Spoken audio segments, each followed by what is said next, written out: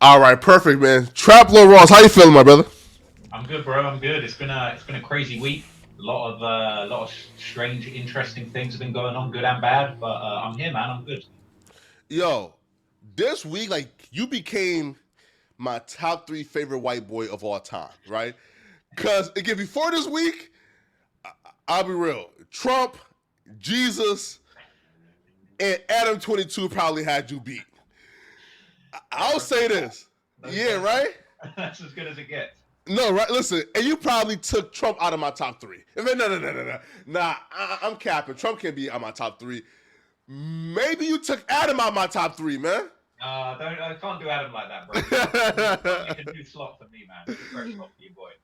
No, listen, nah, man, because bro, I was impressed as to how you stood your ground, right? Because pretty much like when usually white people get pressed in the culture, it usually comes with kowtowing, submission, sorry, massa, I apologize. You feel me? Please, don't cancel me. And they usually, right, like beg for mercy and don't stand on their shit. It's the fact that you won. It kind of seemed like you prepared for this because you had like exhibits and you've had like reasoning and examples as to why King Von was a serial killer, and you even Googled the definition. So it sounded like you was kind of prepared for the backlash and had a articulate response, right? Well, I gotta say, I think when it comes to like people being cancelled online and people kind of coming at people, I think a lot of the time people do come unstuck when it comes to like people are saying something dumb, not thought out on a stream live, they're not really thought it through. Whereas when it comes to my content, this is a video that I spent months creating. Uh, you know, I spent months looking into this information, doing a lot of research, whether it's looking into the FBI definition of a serial killer. I read every tweet that King Von ever made. I listened to every song, every feature that Von made, and I had a lot of time to look into this stuff. So, a lot of people are jumping in now to kind of criticize me. A lot of the criticism was coming from people who hadn't even seen the documentary. So I had a lot of time to really formulate my arguments and like think Mm. carefully about the points I was making. And I didn't feel like I just jumped out the window calling Von a serial killer without looking all of that shit up. Like I said, I had months to kind of to think through my argument. So I think that's lucky, and obviously that gives me an advantage over if I'd have just jumped on a live stream and just said like just made some shit up. You know what I mean? So Yeah. I had the privilege of having a lot of thought go into the project, a lot of thought going into the reasoning behind why I wanted to do this project, and I guess that came in handy when the haters and the hate mob came through to put me down. Bro, definitely right now. Okay, so I feel like now is a new audience now is starting to get to know who Trap Lil Ross is, right? So let's just rewind a little bit, man. Where is Trap Lil Ross from? Bro, I'm from the UK, man. I'm out here. I was born in London, and what I'm saying, I grew up listening to nothing but hip hop music. I had two older brothers that were into rap music, and like I was just raised on hip hop, buying hip hop CDs, growing up listening to Jay-Z, Eminem, 50 Cent. So I was really raised I was raised by hip hop, and in some ways you can kind of say I was almost kind of raised by black people or black culture. Mm-hmm. The artists, the successful black artists that I listened to growing up had the biggest influence on anything. So, I've always loved hip hop, but I'm a British guy growing up in London, and I grew up in a small town sort of outside of London, which was very, ain't shit going on, ain't nobody else but me and my brothers listening to hip hop, where I kind of spent time growing up. So, what I'm saying, I'm a strange guy. A lot of people look at me and they think this nerd, he ain't gonna know nothing about hip hop. But the truth is, I've been consuming hip hop music for the good part of 25 years, loving hip hop, loving the stories behind the music, and now I've become known for kind of telling the most important hip hop stories in history. And I like to think that I kind of know what I'm talking about after 25 years of just loving the culture. Yeah. Now, at exactly what age did you discover hip hop? Bro, uh, I was probably about 5 or 6. I had one of the first hip hop albums I had was a Slim Shady LP. I was way too young to be listening to that shit. And once my parents kind of once my mom found out I was listening to Eminem, she took all that stuff away from me and hid it. but my brothers kind of had my back. I had a few Eminem and Jay-Z CDs hidden under my bed. I'd like listen to all this hip hop stuff at night on a Walkman, without my mum knowing and stuff. And to be honest, I was definitely too young to be. I mean, I remember hearing the Marshall Mathers LP when I was a kid. I'd have probably been, what's that, 2001? I'd have probably been like 8 or 9, and just thinking this is crazy. It taught me so much about the world that maybe a young kid shouldn't have known. But like I say, this hip hop stuff raised me. So it's just nothing but hip hop since I was like 5 or 6, for real. Yo, I'll be real. 5 or 6 listen to Eminem. As your mom, I can see why she would be worried, right? Because he talks about like killing his mom, right? So she probably thought, "Nigga, please give me this shit, my nigga." She was bugging. My mom was bugging about those CDs, for real. But yeah, man. Hey, look how it all worked out in the end. Right now, the first thing they're gonna say is, "Yo, listen, man, we gotta dive deep into the background of Trap Lil Ross, man, cause ain't no way some random white boy who discovered hip hop just became the most important hip hop historian ever, right?" So look, what were your parents' occupation? Oh, that's interesting. No one's ever asked me that. My dad was a used car salesman. My dad sold cars, and my mum was, my mum was a stay-at-home mum. Fortunately, she was in a position where, I had 2 brothers, so she could kind of look after us. And my dad was out hustling. He sold used cars. He was a real hustler growing up. He had a lot of different businesses. Some of them, some things went well, some things didn't go so well. But he was always a hustler, a hardworking guy. But it was really my older brothers that just got me into hip hop. They were older than me, and I don't even know how they got into it, but like they obviously just running around London, listening to hip hop, meeting different people. My brothers used to go to like hip hop concerts and like rap battles. We still have rap battles in the UK. It's not as big of a thing as it is in the US, like on some 8 Mile shit. But like in the UK, we had rap battles, and my brothers, when I was a kid, like my brothers used to go out late night to the rap battles, and I used to be thinking like, damn, like wish I could go to that shit. So it's really my brothers that got me into the hip hop. But like, what I'm saying, my parents were good, and my dad was a hustler, and I think as well, it's like seeing my dad hustle. Like I say, he sold cars, and listening to all of this hip hop music that's all about hustling. I think that really just instilled into me like a good work ethic, and like I always wanted to hustle, have my own businesses, have my own finesses, and do my own thing. So I was inspired a lot by my dad and by hip hop. So like, I mean, a used car salesman, I mean, again, like you can do really good, but by no means like are your parents these like Rothschild billionaires, right, who put you on, right? Nah, not at all. I won't say I won't say I had it tough growing up. We had a decent house. It was kind of easy come, easy go. Like I remember when I was really young, we lived in a kind of a normal house. Then maybe things went good for a few years. We lived in a bigger house, and then kind of things went a bit left. We ended up having to downgrade into a smaller house. So I definitely didn't have no privileged Rothschilds type upbringing. My family, my father was never a millionaire, but he was a hustler. We had good times, we had bad times, and I lived a normal life. I definitely didn't live a dangerous life. I didn't grow up in the streets. I maybe had a few fights at school, but I wasn't gang banging or nothing like that, which I'm grateful for. But I still have sympathy for people that went through that situation. But I was very lucky. Yeah. Now, take me back to 2015 when you decided to start a YouTube channel. Now, was that your first YouTube channel, the Trap Lil Ross? You know what? So this was, but it had a different name back in the day. Okay. The channel used to have a different name. And I'll be honest with you, man, I was trying to be a rapper. Like I started my YouTube channel to drop rap songs. There's a few people that have been following my channel for a long ass time. They'll know I used to drop a few songs here and there. And Christmas drilling. Christmas drilling, bro. You know what's funny? The Sidemen released a song like last Christmas called Christmas Drilling, and that shit was like in the charts in the UK. And I love the Sidemen. Shout out to KSI. But I was like, damn, I did Christmas Drilling like 3 years ago, gang. Like I was on this shit, but no one cares. Get your royalties, man. Get your check. Bro, I need that check, man. I need that check. But you know what I'm saying? No one was really rocking with my music. I'll be honest, like I wasn't the greatest rapper, but I was making songs, trying to put myself out there, making my little raps. I played a few shows. I used to do like open mic nights, a couple of little things that I performed at, but like music was never hitting. But I used to make music videos for other rappers, like other rappers in my area, and like where I was living in London. I used to just link up with local people and shoot rap videos for them. So it was like I'd shoot videos for rappers that I knew, and then I would also shoot videos for myself rapping. And I was trying to blow up, but shit didn't really pan out. But at a certain point, I started making comedy sketches with my homies in London. Shout out my boy Satonye. We used to do stand-up comedy together, and then we'd film like comedy skits and put them on YouTube. Again, no one was rocking with it, but like we just loved it. And like I say, kind of like from my dad and the hip hop music, like I just love the hustle, bro. So I spent damn near 3 or 4 years making videos.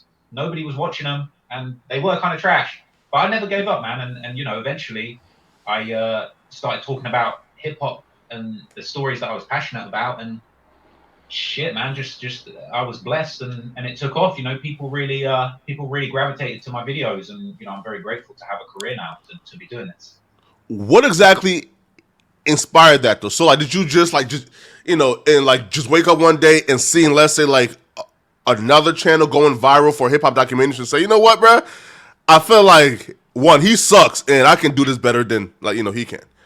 Well, you know what's funny, man? It's like I don't given up and restarted YouTube so many times. You can only drop so many videos that get 12 views for you to be like, bro. Hey, trust me, I know, man. I know, I know.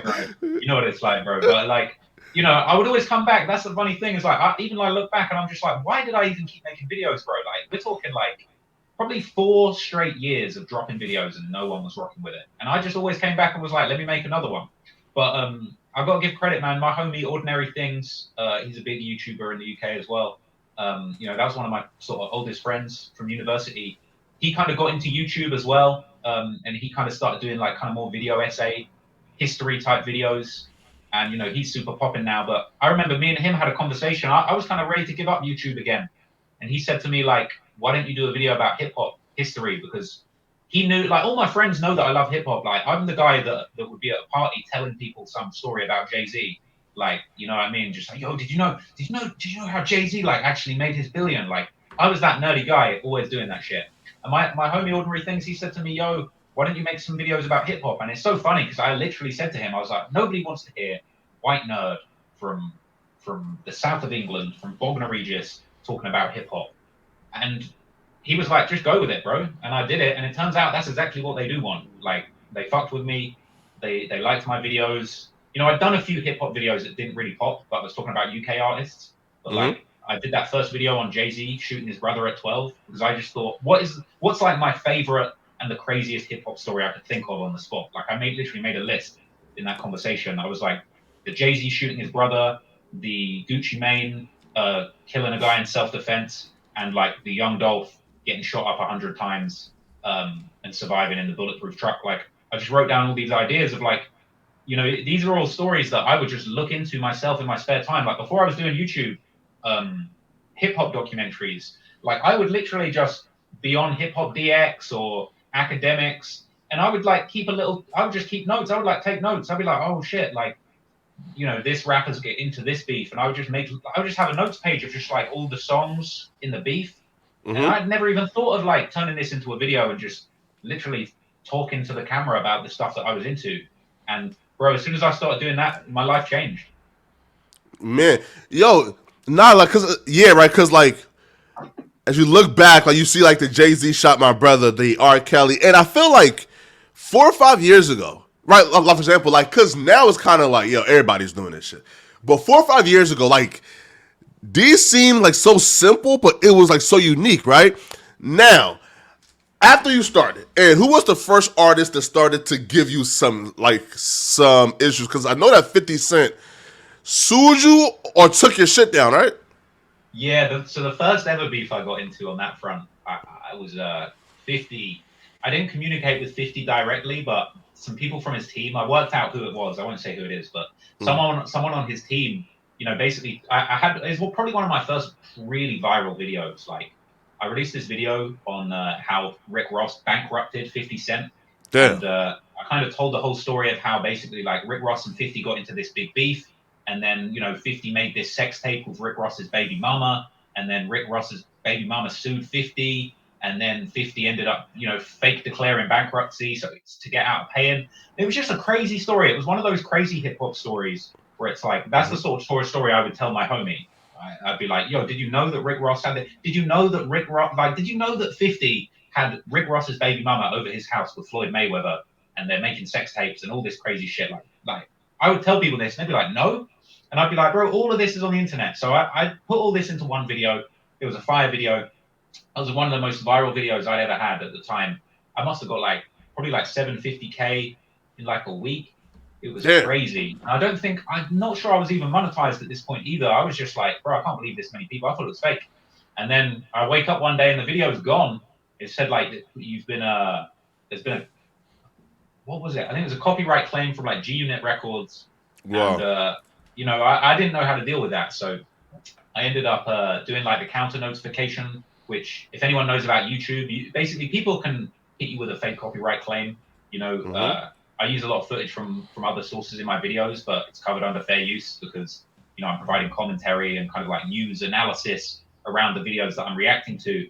But people can still claim you and you have to go through the process. And when it comes to a counter notification, it takes something like 30 or 45 days for YouTube to process it. It's like a real legal document. But anyway, that's kind of boring. The crux of it was, I was having this beef with 50 and in the end, it all got resolved and the video got put back up and nothing really happened. But that was like the first little kind of like feud I've had with a rapper and their team. But after that, I did end up getting into a bit of a beef with Space Ghost Perp. You know him? Wait. That seems like the most random encounter and beef. Why was you and Space Ghost beefing? So I did a video. This is another early video of mine. That it's probably the first video that actually got me in some beef. So I did the video on how ASAP Rocky and Space Ghost Perp had a beef, and how they basically were like together at the start of their career on the same wave, both these really promising artists. And then Space Ghost Perp kind of ended up beefing with Rocky and sort of calling him out for stealing his wave and shit. But he kind of sabotaged himself. And the way I saw it is I felt like, Perp kind of just didn't capitalize on the wave in the way that Rocky did, and then kind of turned on his friend. And anyway, I kind of back then I was making a lot more jokes. I was kind of making fun of rappers in my videos.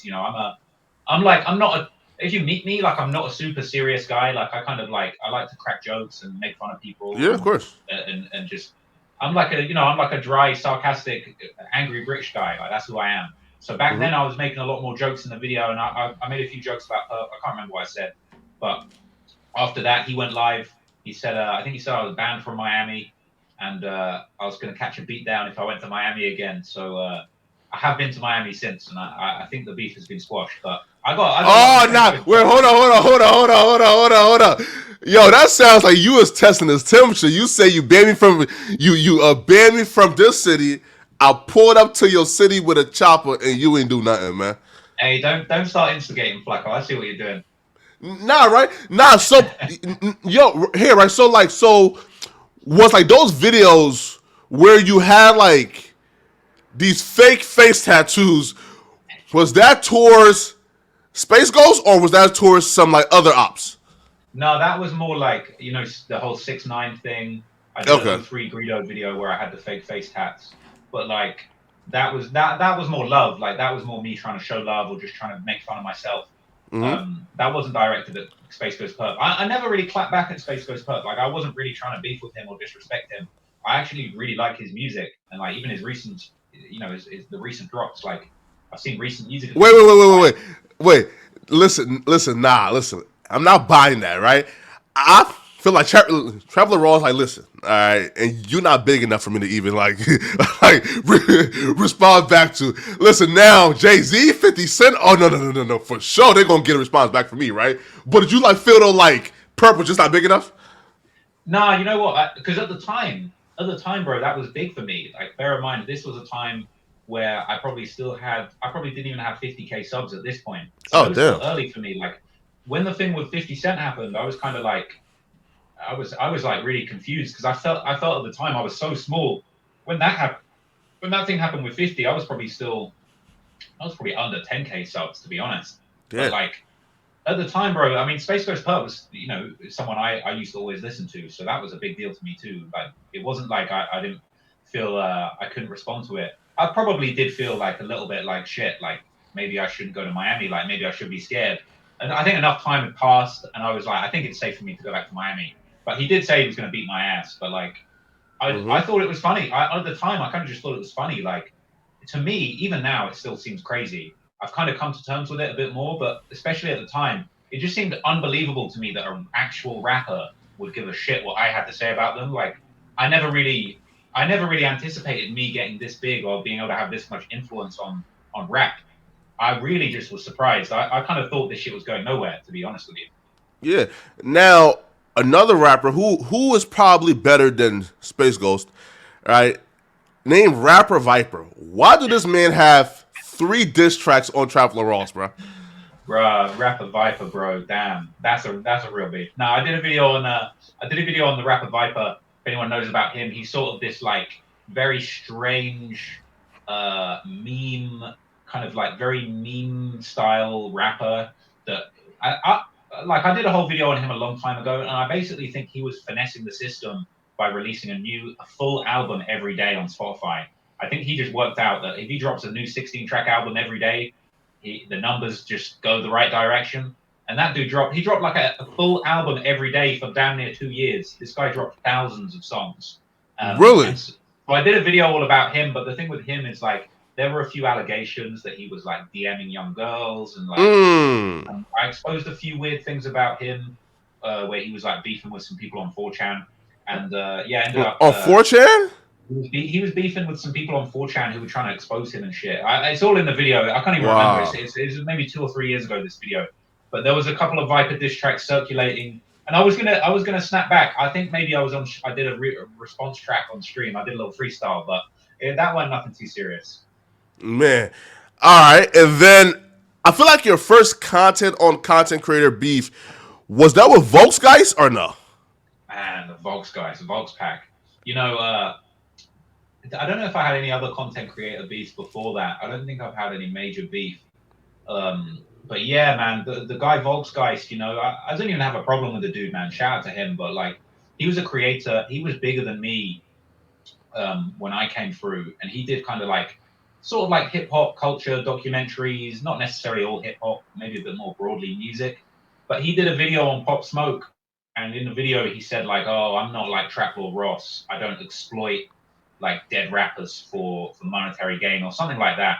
Mm-hmm. And at the time, I was recovering from COVID. I was kind of in a very dark place, and like now I just see this guy dissing me, and I just snapped on him, bro. I made a video responding on my second channel, and like I personally I felt really upset with that because I felt like he was a creator that was kind of established before me, and I kind of surpassed him, but he was sort of like shitting on me and my grind, and I just felt it wasn't a fair representation because I think I really try and cover the gang stories and the stories about death very respectfully. And I think for a guy that is literally, he's just pumping out a Pop Smoke video because he died recently to get in on the algorithm, like to diss me when, I spend months.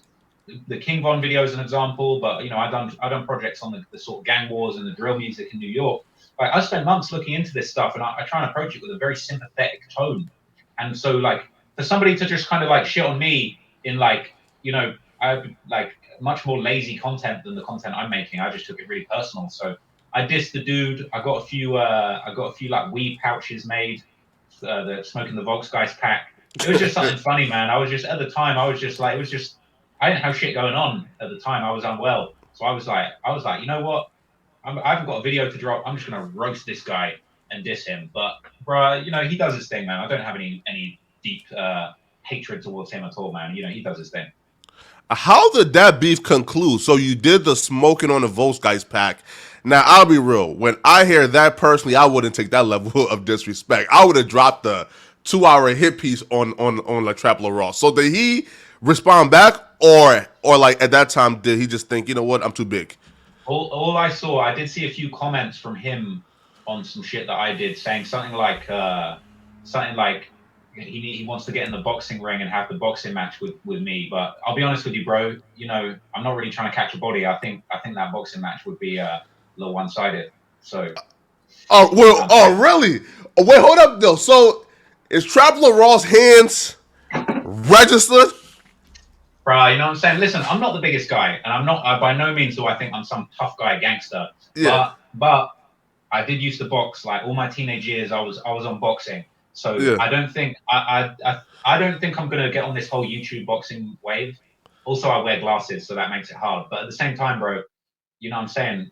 If someone's trying to catch these hands, like they're there. yeah. No, and here's why, though. I feel like Volksgeist, though, was ahead of his time in terms of the super woke male Karen, right? Like, right, like be super sensitive to rap, right? Cause listen, cause if he would have came out with those same sentiments in 2023, oh, trust me, it would have been over for you, Trap Laurel. Bro, what? Bro, he would have galvanized an entire community on Instagram, on Facebook in Chicago, and they would have been on your ass, man. Now, another beef after like Volksgeist. I think you did a video on the collapse of the Joe Budden podcast, right? Now, one of the main criticisms from your fans was they felt like you were too hard on Rory and Mal. So, well, one, do you feel like you were too hard on Rory and Mal during that video? So I think a big reason people have an issue with that, and I'm not ducking any criticism. You know, a lot of the criticism, I think you put it very politely, but I think what a lot of people were saying that I was an academics dick rider. That's what they were saying. They were saying I was a meat riding academics. And look, I'll be honest, I'm a huge academics fan, so that probably did create a little bit of bias in that project. I'm not going to lie to you. You know, when academics was spinning the block on those guys and saying he was smoking on Brewery Pack, I was tuning into every single one of those. But at the same time, I think that actually, when I did my research into that video, I felt that actually it was very clear that there was this sort of rift between academics and, as he called them, the Stooges, you know, Rory and Mal, who essentially like they kind of had this beef going on with academics, but they sort of failed to realize that like academics had a genuine relationship with Joe Budden, right? Who essentially, once again, this was the whole crux of that documentary. Joe was the boss. It's the Joe Budden podcast. Like Rory and Mal, there was a period when the podcast didn't have a name. It was like a podcast with no name or something. We'll name this podcast later. And it Yeah, became the Joe Budden podcast. And it was the Joe Budden podcast. It wasn't the Rory and Mal podcast. It was the Joe Budden podcast. And Joe Budden had a relationship and a storied history with DJ Academics, with Everyday Struggle, the show that they had, which really was a very, very big, significant platform in the hip hop culture. And so for Rory and Mal to kind of go so hard on this behind the scenes beef with academics, and particularly, you know, I know academics was really upset and hurt by the fact that, you know, Rory turned up to his house and put like a threatening letter into his mailbox. And I personally, like, I thought that was wrong. You know, I feel like this is entertainment. I would be very upset if someone did that to me. I didn't think that was cool. You know, I kind of make fun of it in the video, sort of like Rory kind of on this, trying to be on some mafiosa, some Tony Soprano shit. But like, you're all in the media game. So I felt like they were wrong for that. I felt like they played the bad hand. And I know a lot of people call me biased, and I probably am a little bit biased because I like academics. And, you know, I made that video before I really knew him personally. But that was just the way I see it. You know, my videos, I kind of call it like I see it, whether it's, you know, my opinion that King Von is a serial killer or that, you know, Joe Budden was in the right, even though he is a very abrasive personality. Like, you know, I call it how I see it. And I go through all the research and all the facts. And, you know, I do give my opinion in the video. At the end of the day, it's history, but it's also is my opinion, and it's colored by my opinion. And I'm human, man. I've got a bias. You know, I've got an angle. I've got people that I like more than other people, and that is what yeah, it is, man. But I just try and be honest. yeah. And who do you blame though? So obviously, and you said and you blame Rory and Mal for the collapse of the Joe Budden podcast, but why do you blame them? Well, I felt like if you trace it back, there were examples. I mean, I'm kind of. It's been a few years since I made that Yeah, video, so there's a lot of stuff I forgot. But there were like examples of like other people that were on the Joe Budden show way back when there were other hosts and other people involved. I think is it Marissa? I don't want to get it wrong, but obviously there was a female yeah, co-host involved in the early days, and then like they kind of got canned, and there was fallout, and it was kind of like I felt like Rory and Mal didn't really didn't really take stock of the fact that like the same shit that could happen to them, they were kind of laughing and egging it on when it was going on. But like, you know, it was very clear that it was Joe's show, that people could get fired at any minute. They let the show be renamed the Joe Budden podcast. And then when it kind of came to it, you know, we all know that when everything did collapse and Joe was saying, why aren't my co-hosts turning up for work? Like, why aren't they here to pod? I'm here to pod. Where are the co-hosts? And, you know, there was that period when we all know the show fell apart when Rory and Mal didn't show up to the pod. And that's when Joe, you know, started getting Ish and Ice involved, because the show does have to go on. It's the Joe Budden podcast. That shit needs to go on. And, you know what I'm saying? The video is called The Collapse of the Joe Budden Podcast, but Joe's out here moving strong still to this day. And, you know, salute to Joe. Like, obviously, he was the number one entry in the complex, the very biased hip-hop power players list. But it's facts, you know, Joe's impact on the culture is undeniable. And I think Rory and Mal, you know, I don't have an issue with those guys, and I respect what they're doing, and I think they've done really well to kind of get their own thing going. But I think they were naive to kind of think that their position was more secure than it was on that show. Yeah. Now, was there ever a response from Rory? I don't think I ever got a direct response from them, man. You know, I don't have an issue with them. I respect them. There's a lot of people in this hip hop space. You know, I like their show. You know, sometimes I tune in, but like I say, I called it how I see it. If there was a response, it didn't get to me, but sometimes people send me a whole clip, and I'm like, oh damn, they dissed me, but I don't know. Yeah, man. All right, now let's actually get to somebody who I feel like there's actually real beef here. All right. Well, there's a few people, right? There's actual real beef there, but Hip Hop Daily. All right. Now I'm gonna say this though. So I discovered how genius this dude was when I started discovering his other YouTube pages. And I said, bro, this man got like a manufacturing pace for like videos, bro. Like, he got like 10 pages, same voice, same outline, same structure, and he's mass producing these documentaries at a, bro, I've never seen nothing like this before, man. So, one, like, where does the issue between you and Hip Hop Daily come from?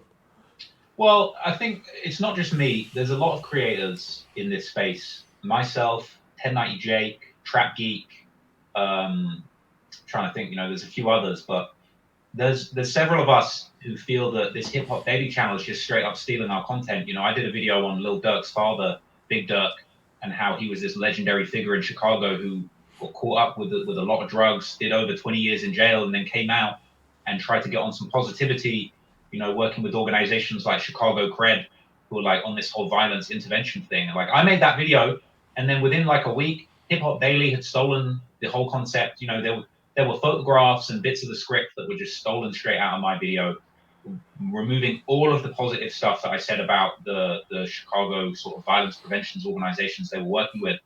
And, you know, that video's got damn near probably over 1 million views. My video's probably only got a few 100,000. And I think that just really sums up to me, like, when it comes to people saying somebody's a culture vulture or just like harvesting the community for money or clicks, I think that, you know, to call me that's unfair, because I do really care about the community. I care about the culture. I care about getting the facts right. If I get something wrong, I'm devastated. I'm down to correct it. I don't like getting things wrong. When it comes to someone like Hip Hop Daily, they're quite happy to steal a video of mine or 1090 Jake's or Trap Geeks, remove anything positive, just get someone on Fiverr to remake the video for $30 and then just throw it out there. And that to me is like, that's being a culture vulture. I don't even know who's behind the channel. I don't know if they're black, white, man, woman, but I don't think it matters, because I think what they're doing is disrespectful to the culture. I think their videos are full of misinformation, like very basic level misinformation. And look, I get things wrong too sometimes, and I'm man enough to admit that. But I think that this is a channel you're talking about where is quite literally the purpose is just to find out who died this week, make money off of it, and move on to the next one. And that's really not what I'm about. So I don't really respect what they do. I do respect the business, and I do respect the hustle, the fact that they turn out a video every damn day. It takes me months to make a video. So it's kind of like, and clearly, you know, I'm sure they're making more money than me. They got more subs, they got more views. But I know what I do it with integrity, and I do it properly.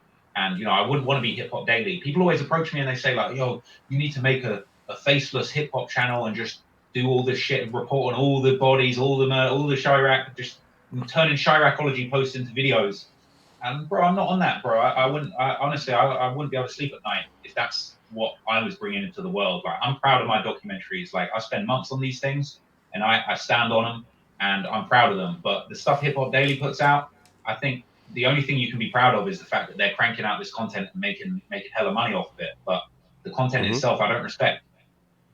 Now, like, do you think that that's their actual voice, or was he the first one, or she the first one to kind of like crack the AI game, where like they just, like they like summarize like these like hour-long videos, like with these like AI generated scripts, have somebody read it, and then just and then just hire this editor, and then put it out. You know how they roll. Like that. King Von was the biggest demon in Chicago. He had 4 or 5 bodies, but then he caught another one that changed everything. Like, oh yeah, bro, it's awful, bro. Like, the information. Sometimes if you listen to it, if you actually listen carefully, yeah. you realize you're like, yo, some of these sentences don't even make sense. Like, especially with those Hip Hop Daily videos. You know what? You know it's a bad Hip Hop Daily video when you get to about 5 minutes in and they've given you all the information that there is, and then the rest of it's just rambling. Like, they're just like, literally, it'll just be a 5 more minutes of just music video compilations, like literally stolen footage from music videos, which isn't fair use because they're not actually commentating on the video that's on screen. Just talking on some shit of just like, it's possible that if things changed in the streets, you might survive, but otherwise, this might not happen. And it's like, bro, hang on a minute. It's like, it's almost like the script just tails off and then they stop saying anything and they just need to get that 10-minute watch time. And I don't respect it, bro. I don't know. I don't think it's their real voice, because I've heard that voice on other non-hip hop channels, but I just don't respect it, man. It's kind of like everything people say that's bad about me. I feel like Hip Hop Daily is actually the perfect example, and like I really like believe in what I do, and I am trying to do the right thing and put the facts out there. Nah, bro. Nah, listen, like that's facts, right? Now, all right. Now, past Hip Hop Daily though, man. Now, an old friend of yours, Andrew Callaghan of Channel 5. Now, his allegations surfaced, to say the least. Now, Trap Lil Ross, yo, I've never seen you happier, right? Like, listen, like Trap Lil Ross and hopped on the Trap More Ross like channel and did like a kind of like a 20-minute, like live stream deep dive into it. So one, when you heard that Andrew Callaghan, first off, him with those allegations, bro, I've never been more shocked in my life, because he comes off as like the most woke, liberal, social justice warrior, consent first person, right? So one, when you heard those allegations, what were your initial jerk reaction? Yeah, Andrew Callaghan's an interesting one because I was always a big fan of him, and when I saw that documentary he did on O Block, it really hurt my feelings. I was only mentioned he only flashed up my channel on the screen once, but in a compilation alongside Hip Hop Daily. So he kind of like, he put me in a bracket, like me, Hip Hop Daily, Swamp Stories. I like Swamp Stories, shout out to him. But like, he kind of like just put all these YouTubers in a bracket and just said, these guys are just profiting off of debt. And then he kind of like had this interview with Adam, and then he kind of snaked him in the edit and made him look bad. Same thing with academics. And like, I'll be real, bro. I felt he was racist to academics, quite frankly. Oh, really? Okay. Because I won't say the word, but he used basically footage of academics saying the C word, the very offensive term towards black people, and he put that over a clip of academics, like in slow mo, essentially like. Oh, calling the coon. Yeah. Oh, wow. He used academics' own recording of the academics saying that, but over footage of academics on screen. And it felt to me like he was trying to basically say that's what academics is. I just thought it was completely wrong. I felt it was that's out of line. And I felt like that O Block documentary was very disingenuous because he was kind of dissing the YouTube hip hop history community, saying it's wrong that people should talk about all these debts. People should just leave that alone. But then in the same video, he's talking about, let me explain who Tuka is. Let me explain what GDK means. Doing the same shit that I do in my videos, but then also shitting on me and academics and Adam. And these guys are my heroes. Ak and Adam 22 are heroes of mine. So I was super, like, when I saw that video, I was like, damn, this guy, I was a big fan of his, and it just made me feel like, bro, he's not the real deal. Like he'll say anything just to get the video or just to get the view. So after that, that made me question, like, I don't think this guy really stands on the stuff he says. And then when the allegations came out, let's be real, bro. We all know those sorts of guys. We've met those sorts of guys. The sort of fake nice guy, try and take the girl home, do some weird shit or whatever, being too pushy with the girls, and like, obviously it ain't pretty, and I feel bad for what he went through. Obviously, it must be devastating to get cancelled that heavily. But you know what I'm saying? I've heard stories like that about different sorts of people, and it's not cool to make girls feel uncomfortable like that. But at the end of the day, I just felt like overall, when it came to Andrew Callaghan, he kind of got exposed for just not really living and being about the shit he said. And I felt like I already got a sneak peek of that when the O Block documentary dropped. And bear in mind, the documentary he dropped before that was the Crip Mac documentary. And bro, he's on 55th Street with Crip Mac trying not to laugh and like kind of like trying to make it out he's this serious guy that would never exploit gangbangers for money or clout.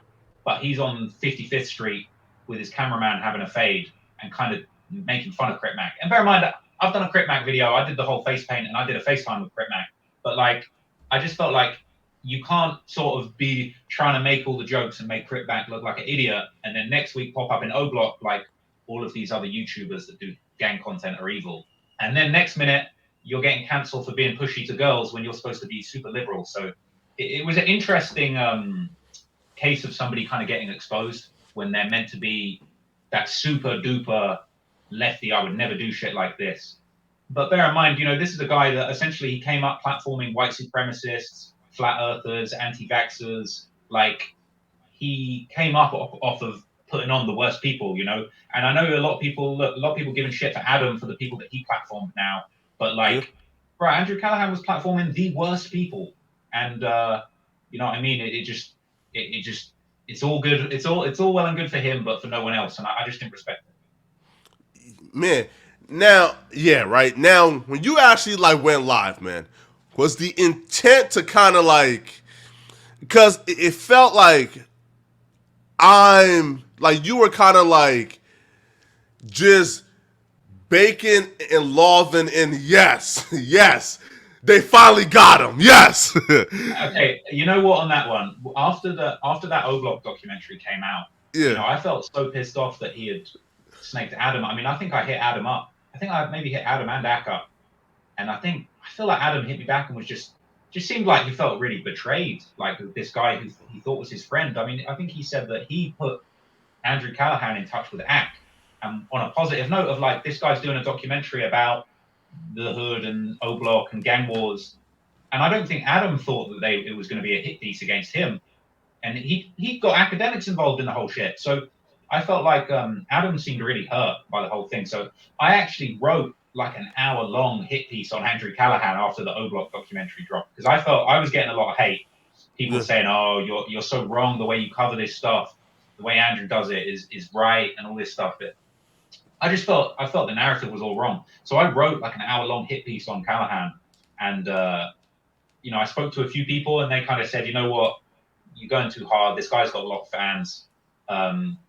Maybe shelf this video, because one, I think not that many people would actually be excited to hear me deconstruct that O Block video, minute by minute.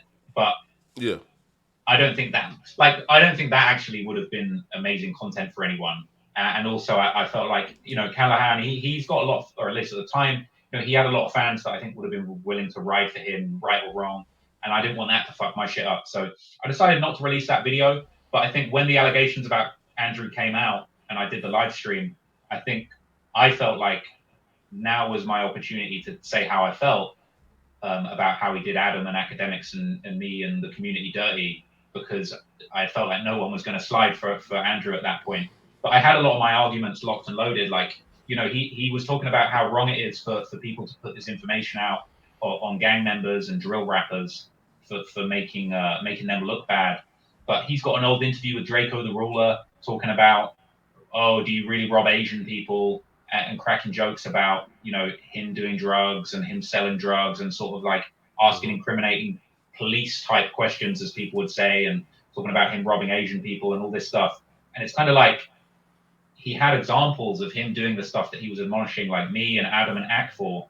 And I guess it was just when those allegations came out, I felt like that was the time for me to speak on it because I Yeah. wanted to get it off my chest. I felt like that O'Block doc was it was very interesting and it was very entertaining. I felt like it would have been a great doc if he just didn't do the whole segment where he trashed Adam and academics and me and Trap Geek. Like he trashed an entire community of creators. And if you set aside Hip Hop Daily, like Trap Geek's a good friend of mine. We really care about these stories. We're not trying to just cash in. Trap Geek's been spending months and months on some of the videos he's working on, and like Yeah. we really care about this shit. And I just felt like I needed to set the record straight. So I felt like Andrew Callaghan's got a big platform, and he just really shat on all these people that were doing good work. So, Yeah. but I did have to wait. I did have to wait till he was down bad to spin on him. Now he's really young, so would you ever like hop on a call and kind of just give him like because he's like 24, 25 years old, right? So would you ever like and hop on a call and kind of give him advice and be like, all right, bro, here's how's the right way to do content like this without coming across as like condescending and virtue signaling? Yeah, I mean, the thing is, I don't have like a deep feud with him. Ironically, after all of that stuff happened, I saw an old clip of him on a podcast saying that he liked my stuff and that he thought that I wasn't as bad as some of the other people. But at the Wow. same time, that didn't make it into the O Block doc that got like 6, 7 million views. And I was saying like I wasn't Yeah. aware of that, but I don't hold a grudge with anyone. I mean, even whether it's Volts guys, fucking Space Ghost Perp, 50, Andrew Callaghan, like I don't hold a grudge. I would get on and debate and have a call and chop it up with any of these people. And I think with Callaghan, it's different just because I think although he's younger, he's been more of an established and bigger creator than me. He's got like a feature film with HBO. He's probably Yeah. got more experience in this space than me. So if anything, that's why I felt I had to kind of eventually say my piece about it because even though he's younger than me, but like he's a bigger creator making a video about O Block shitting on me to a good 7 million people. He's got like 2-3 million subs. Like he was kind of punching down with that. When he's dissing Adam and Ak, he's punching up because they're bigger platforms than him. But like Yeah. people like me and Trap Geek and Swamp Stories, like I don't think we deserved that. It felt like punching down, which is why I felt like I had to retaliate. So I don't think I would have him anything to teach him on as far as like making his content in a more authentic way or not dissing the hip hop history community. But what I would say to him is simply like I feel like he does need to take some accountability for the fact that like he did make his name platforming the worst people. And yeah, his whole shtick was kind of like go to the white supremacist rally, interview them, and make them say dumb stuff, and then sort of everyone on YouTube watches and laughs how dumb they are. But it was always lacking that extra element of like, well, what do we do? Like, what other than just like making fun of and laughing at these white supremacists? Like, what impact are you trying to have? And for me, like, it goes over a lot of people's heads, but like in the Von documentary or my Jacksonville documentary, I always trying to say like, what are the situations like? What are the conditions in society that are causing these gang wars? That are causing young people to crash out or to kill another 16-year-old or whatever? What are the reasons for this, and how can we stop it? And like, I would love to know if there's ways that I could help with that. I feel like right now the best thing I can do is make content that looks at these issues responsibly. You've got a song where a guy's talking about I'm going to slide on all my ops and smoke all of these people. You need someone like me to make a 2-hour documentary explaining why everybody saying they're smoking on Bibby in Jacksonville is not a good thing. This is a real kid who lost his life, and this shit is not funny. And I feel like my videos really are the antidote to the music that's glorifying this stuff, to be honest. Yeah. Yeah. Now, speaking of effing ish up, man, let's speak about what Trap Lil Ross did to No Jump Up, man. Listen, listen, listen. Ever since the line of I'm with Big Ski, I might pop up at the pop up with a chopper. Ever since that line, man, it's been nothing but chaos and mayhem. Now, first off, just speak about your LA trip, though. And how was it like finally getting to meet everybody at No Jumper? Man, that shit was like a dream. Honestly, that coming to LA and hanging out with the No Jumper crew, that was one of the best weeks of my life, man. Shout out to everybody that showed me love. obviously yourself, Adam, AD, Blasi, Housephone, Yuri, Riley, like everybody. If there's anyone I forgot, apologies. But everyone showed me love, man, and it was so nice to come out there. Because bear in mind, like I said before, I'm this lame white British guy in England making these videos, and I came out there. I was in LA. I was in No Jumper. I was literally in the spot. You know what I'm saying?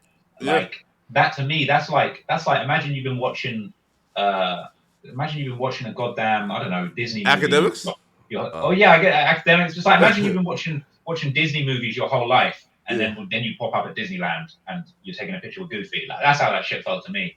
I Oh, was really? like, Okay. been watching Adam and No Jumper for years. Like it's still surreal to me. Like bear in mind, before I was even like hopping on YouTube, I would watch all the Adam interviews, X and all this stuff. It never even crossed my mind that I'd be friends with the dude. So it was crazy. But obviously, when I came out there, that's when all of the kind of No Jumper Reddit drama was popping off. And look, I'm a Reddit disciple. I'm sliding on Reddit on a regular basis, bro. Whether it's Chiraqology, regular subreddits that I'm into. There's a lot of British culture subreddits, TV shows, all the different stuff I'm into, bro. I'm a Reddit beast. I'm on Reddit reading everything about the topics that I'm interested in. So when that No Jumper subreddit started booming, bro, I couldn't look away. Obviously, there was the whole drama with Ski. When it first popped off and he had the No Jumper Sports head tattoo, and sort of people were reacting to that, and then like him parting ways with the show with his head tattoo. Obviously, I'm not trying to shit on the guy or make fun of him, but it was like, me and this whole Reddit community were just like, damn, like this shit behind the scenes at No Jumper is pretty interesting. And I'll be honest, it genuinely like it wasn't actually my intention to come over there and fuck shit up and cause Yeah. drama and stoke conflict. It was really more a fact that like I was a super fan of No Jumper. I was a super fan of the Reddit, and I was so plugged into all the shit that was going on.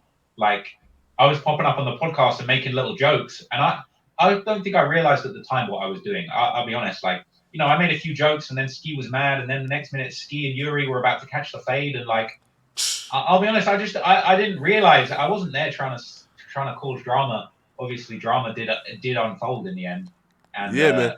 admittedly, it was very entertaining for everybody. That wasn't the plan, and like I'm saying, I certainly didn't want to cause drama or make things worse at No Jumper, but at the same time, like I'm a fan. I was cracking the same jokes everyone was cracking on the subreddit.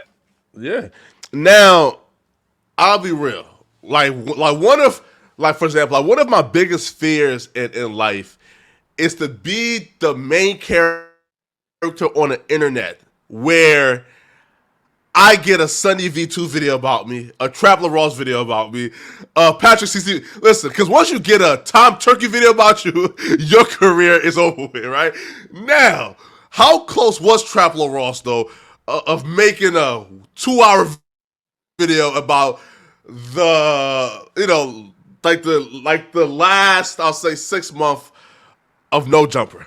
It's funny, man. I've got so many people in my DMs at the moment saying, when is the rise and fall of No Jumper video coming? Yeah. And I'll be honest, like, personally, this is just my honest take, and maybe yours, because you're so close to the situation, you might not feel this way. But I honestly, like, I know it's very personal and people are really upset and things kind of went left over there. But I don't, I honestly, I just don't think it's interesting enough of a story to make a full 2 hour doc out of. Purely because, like, I made my hour-long vlog. It's on my Patreon now of my trip to LA and kind of how all the beef unfolded with No Jumper. But I just don't think I don't think the story is over. Like, I really hope that like a little bit of time will pass and the beef will get squashed, and maybe maybe look, if we see AD and T-Rail and Adam hop on a stream, that's doing crazy numbers, right? So Yeah, of course. it's kind of like I don't think the story is over, but I also don't think the story got bitter enough for it to really warrant the full documentary treatment. You know what I mean? And also, like, I do admit, like, it wasn't my intention to go over there and stoke a bunch of beef, but Yeah. clearly, like, accidentally, I put my foot in some shit and caused a few problems. And Adam's my homie, so I don't want to make that. I certainly don't want to make that worse or hurt any more feelings. But I also I'm really hoping that maybe a few months will pass and we'll see everyone chop it up and kind of and be on better terms moving forward from this stuff. Because let's be real, bro. Like, I've watched hundreds of hours of Adam, AD, T-Rail, chopping it up on the show, you, House Phone, all of these people, bro, that that become a big part of your lives. And I think even if No Jumper continues without the original kind of A team, I think the new characters will emerge. You've got still got great personalities over there, Sharp, all sorts of different people that are fire. But at the same time, there's still there's still I feel like the door is still open. A little bit of time could pass. I think feelings were hurt, but at the same time, there's so much history there, and it's not like somebody got killed or something really fucked up went down. You know what I'm saying? So Yeah. Listen here, right? So for me, it's more so like uh, I feel like a rise and fall video that wouldn't make sense, right? Because, like, for example, like we know, when a content creator or a YouTuber falls, right? Like, there's no like undisputing it. Like, when they fall, it's yeah, you feel me? Like it's over with for you, right? I don't feel like it's gotten to that point yet, or it would ever get to that point, right? Especially when it comes to hip hop, right? Because, bruh, Adam, he could just always say, listen, like, F all the side characters, it's going to just be me, you feel me, like, doing all the content again. And, bro, and that will still strive and shine, right? So, like, for me to see the fall of a content house as big as this, it would take a lot, right? yeah, I agree, man. I don't think it's a fall, and I know a lot of people have been saying rise and fall and No Jumper. I didn't mean that in the sense that I believe it's a fall. Yeah, Definitely a rise and fall of the original team yeah, that of course. people remember from the sort of days of No Jumper when it became sort of podcast platform. But at the same time, the history of No Jumper is so much bigger and more complicated than just the personalities that have been big on there recently. And someone like AD, he's a big personality. Whether he's on No Jumper, whether he's on Community, whether he's rapping, doing other stuff, there's Yeah, always going to be a big amount of people that are going to flock to AD and be interested in what he's doing. Same with of T-Rail, course. same with anybody. And I think that really it's just a case of like it was a fall of No Jumper as we knew it, but at the same time, everybody knows this whole Reddit and the way the fans go. Shit changes, bro. Right now, it's died down a lot now, but like a few weeks ago, it was nothing but Adam hate, and they were bringing up a lot of old stuff. But it's kind of like that's starting to die down, and there's going to be something new to talk about. Like I know in the next few weeks, there's going to be some shit going down on No Jumper that's going to be interesting that we're all going to be tuning into and talking about. Like it's going to happen, bro. The guy's been making content that's entertaining for years, and Yeah, of he's course. going to continue to do it, bro. And obviously, I'm still watching all the different channels, Figmunity, Reconnected. You know what I'm saying? It's Duno. just Duno. Shout out to Duno as well. Doing his thing. He's on Power 106 right now too, right? Yeah. Making big Yep. moves. Gina Views too. And Gina Views too. Gina View's doing her thing, and I think it's just important to remember, like even with all the animosity that went down at the end, like bro, all of these people came together and made magic on No Jumper, man. And you know what I'm saying? That's everybody kind of plays a part in that. And I think that going forward, man, I just hope that it goes somewhere positive. But bro, people are counting Adam out, and it's like, bro, this guy has made hundreds of thousands of hours of amazing, entertaining moments. Yeah. Whether it's going to be Sharp with some crazy chick having a fight in the studio, whether it's going to be Adam with some weird streamers or some crazy rapper, or finding the next guy that's going to be big. I've got no doubt that everyone's going to flourish on their platforms, but Yeah. bro, it's heartbreaking, man, because I love all like everyone over there. I love, bro. Like obviously, I'm tapped in with AD. I went on the Community and all this stuff, and bro, it's a real bummer to see everything fall apart of that. I mean, I was even a big fan of Lush, man. Like obviously, the Oh way that yeah. shit turned out was very unfortunate, but like shit, man, Wait it though. is what it is. Wait though. So as like a Reddit fan, while watching this, was this an outcome that you would have predicted? Okay, this is a good question, man. As a Reddit disciple, well, how would I have predicted it? I did feel, and I think everybody probably would agree, Lush was letting the Reddit do too much. I think Lush was letting the Reddit and the internet and the fans call the shots a little bit when it came to how he was behaving. And no disrespect to Lush, but I think he probably got too deep. You know, he was running around sort of trying to do these AMAs and interact with the Reddit and sort of get them on his side. But at the same time, that shit got a little bit too deep. And then obviously, you know, he did some shit that kind of wasn't cool in Adam's eyes. And, you know, Adam stood on business and did what he felt he had to do. But I think, you know, I assume Lush is probably going to go on from this having learned the lesson of like, he's got to do what's right by him and the people around him and not let so much emphasis on what the internet or what the Reddit is thinking dictate his moves. But it's hard, bro, when you got thousands of people commenting and telling you you're this way or you're that way or you're handling things, you're doing this, you're doing that, you're not good at podcasting, you talk too much, you talk too little. That shit gets in your head, bro. And you know, I don't, you know, obviously what Lush did as far as like sharing private conversations publicly was wrong. But clearly, you know, that shit was getting to Lush probably more than anyone else. Yeah. Now, I feel like, for example, if Lush, like, for example, right, if the Reddit was this weird, obscure entity that existed, and like, and Lush felt like his bosses or like other creators was not like really tapped into the Reddit, then he probably wouldn't have, you know, right? But if you're this new like hire, you like just sign a contract, and you are like very aware that like the person that's signing your check is in that Reddit and reading everything about you, then you will go above and beyond to make sure that that is positive comments, right? Me personally, I couldn't give a damn, right? Meaning, like, for example, right? Look, like if there's like a week or 2 weeks of horrible Flakko sucks comments, and Adam sees it or Josh sees it, and that affects how they view me, so what? You feel me, right? Like who gives a fuck, right? But Lush probably felt like I don't have my own platform. This right here is all I have, so I have to make sure that it's nothing but positive comments, right? Let me give you my thoughts on Lush, bro, because Yeah. I think something really important to remember here with Lush. He jumped out the window, spinning on you with the whole "you're not from Philly" or whatever the fuck that was all about, right? And bear in mind, I followed all along. I think I was in Miami when that was going on, and I was glued, bro. I should have been out enjoying Miami, and I was sat in the hotel watching you and Lush have this debate.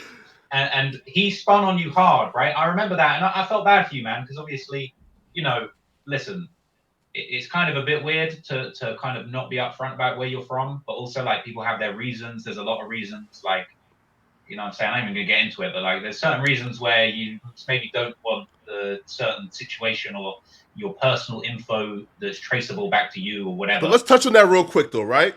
Well, so let me just finish my point, because I think maybe I'm going a different direction to what you're expecting. But like he jumped out the window and really spun on you. And I remember that week it was everybody hating on Flakko season. But it seemed like he wasn't prepared or didn't think ahead and realize the Reddit will spin back and do Lush just dirty, even dirtier than they did Flakko.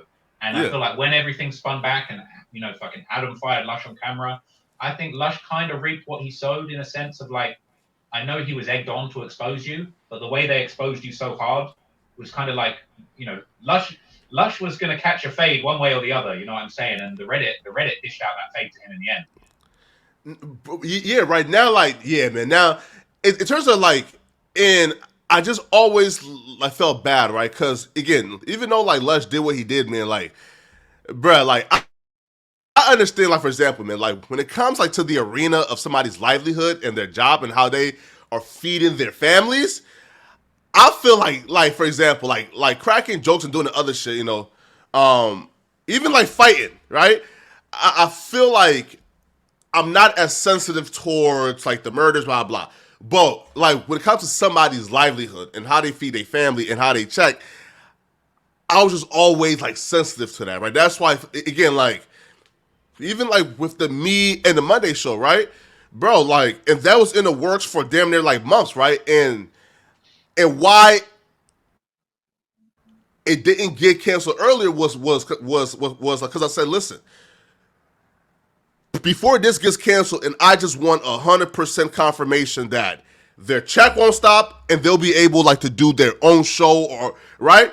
So when I see him get fired, it still don't bring me no type of satisfaction because it's like, yo, like that's somebody's like livelihood, right? Feel me? Right? Now Philly thing, right? So look, now here, right? So I think it came on January 3rd, right? Now again, just from their story, right? And exactly what they told, I think Lush, right? And they claim that they met me, I think, in the 4th grade. So that's me about 9 years old, right? And then they claim that I left in 2015. So that's about 8 years ago, right? So for 17 years of my life, and they acknowledged that they didn't know me and I was in elsewhere, right? So let's just say like they are telling the truth, and from 4th grade to 11th grade, right? Bro, that's still 7 years of like 24 years on Earth, right? So like, I guess like I just never truly understood like where the quote unquote exposing, right? Because if I spend less than 17 years in elsewhere and 7 years here, how can I guess Lush or like or like anybody else tell me, oh, like you're actually from this place right now? I dispute the 7 years though, but even if I just say I believe them and go with their story, why would people think that 7 years of my life will dictate where I'm from? I think really like I personally didn't even care about that. I mean, I was Yeah, curious because I like to know people's history. I like to know people's bios because it's yeah, interesting. But like, I think it was more about the fact that he was trying to expose you so hard than the actual. It was almost like what they were exposing you for didn't even matter. It was the fact that there was this internal beef where they're sort of like somebody from No Jumper is exposing someone else from No Jumper, and I think it was kind of like it was really just that really captivated people's attention. But anyway, man, yeah. I don't have too many thoughts on it. I just think that like Lush kind of like became a victim of his own energy in a way, and But do you feel though, right? It's a question, right? Because like for example, right, I'm starting to see like a formula, right? In terms of like departing, like for example, when the house phone like thing happened and he departed, right? And like for example, is if you get done wrong and you leave and start like a new platform, it succeeds, right? So like house phone and then AD. Now, Lush so far haven't had the same success as them. Do you feel like it's because Lush wasn't done wrong going out the door, and there's nothing left for like for example, right? Like if the fans had something to galvanize around Lush about, then I guess his platform would do as well as let's say like Biggest Bros and Community. But because the fans felt like Lush was not done wrong moving out the door like AD and Houseful was, then his platform now isn't doing as well. I think it's interesting, right? Because I think the thing is, everybody, it's actually kind of wrong to compare any of Yeah. these people because I think the way that each person went out was completely different. So the way House Phone went out was obviously very messed up, and I got so much love for House Phone. He was one of the first people to show me love when I was coming up, bro, and I always have love for House Phone. Yeah. Obviously, how everything went down with him getting exposed wasn't cool. I think that Adam didn't take pleasure in that. I don't think Adam was trying to expose House Phone either. I think that Nah, of course not. this was, if you ask me, a fucking dumb mistake that shouldn't have happened. Whoever was I'll be honest, like whoever was supposed to edit out all the shit that didn't get edited out, whoever that was should have been fired. That Oh shit should have no! been rolled. Oh no! Yo! And he's your biggest fan though. But bro, like, bro, Yo, Mikey loves you. tell that to house phone, bro. Tell that to house phone, my guy. Listen. If you're Yo, Mikey fucking loves Traveler Ross. Oh man. Hey, listen, Mikey needs to work on his proof watching, bro, because it's like that shit had a serious effect. And like, let's be real, right? It's like, look, hear me out this way, right? Mm-hmm. It's kind of like my King Von video. I'll admit it had a couple mistakes in it. There were a couple of pictures that were wrong. There were a couple of things that I said that maybe were like, maybe I got a couple of timings wrong. And I removed a couple of things before it went up and a couple of things that remained in the video that were just like slightly not right, and I'm pissed that that's the case. But at the same time, it's kind of like you know, you got the boss. It's kind of like my responsibility to make sure that everything in the video is right. But at the same time, there was like a couple of dumb mistakes that my editors have made that I didn't pick up on, just because it's hard to pick up on everything. So it's kind of like, you know, in a way, you know, the editor that missed those parts when it came to house phone being included in that conversation, you know, they take an L and probably should have been fired. But like, and shout out to him, bro. I'm not trying to shit on one of my fans, but it's kind of like, you know, it's sort of like when some shit like that goes down, it's sort of like somebody needs to take the responsibility, or someone needs to be the fall guy. You know what I mean? And I feel like although Adam is the head of the ship, and you know, when you're the leader of the organization, the buck kind of stops with you. But at the same time, it sounds like Adam literally did task somebody with removing any mention of house phone in that video, and they didn't live up to the responsibility that they were given on that front. So it's kind of like, if it was me, I would have fired them straight away. But you know what I'm saying? Shout out to them, obviously. But even set that aside, I don't think the editor had anything. I think it's just a fucking big mistake. I think everybody was upset. You know, I spoke to Adam after a lot of this shit went down, and he just seemed super upset and like not happy about any of the shit that went down. Yeah, no, of course not. And like, it just seemed like a really sad mistake. And like, bro, it's heartbreaking for everybody. But you know, I think if you could go back in time, you know, I just don't think Adam would do that to his friend at all. And I think that someone made a mistake. If it was the editor, if it was Adam, if it was, maybe he shouldn't have had that person on the show to begin with. But at the same time, you don't really expect people to jump out the window like that. And it's not dissimilar to, like, remember when Selena Powell was kind of pulling up to No Jumper, fucking everybody shit up? I don't think Adam had the intentions of like, I'm going to expose all these rappers I'm friends with.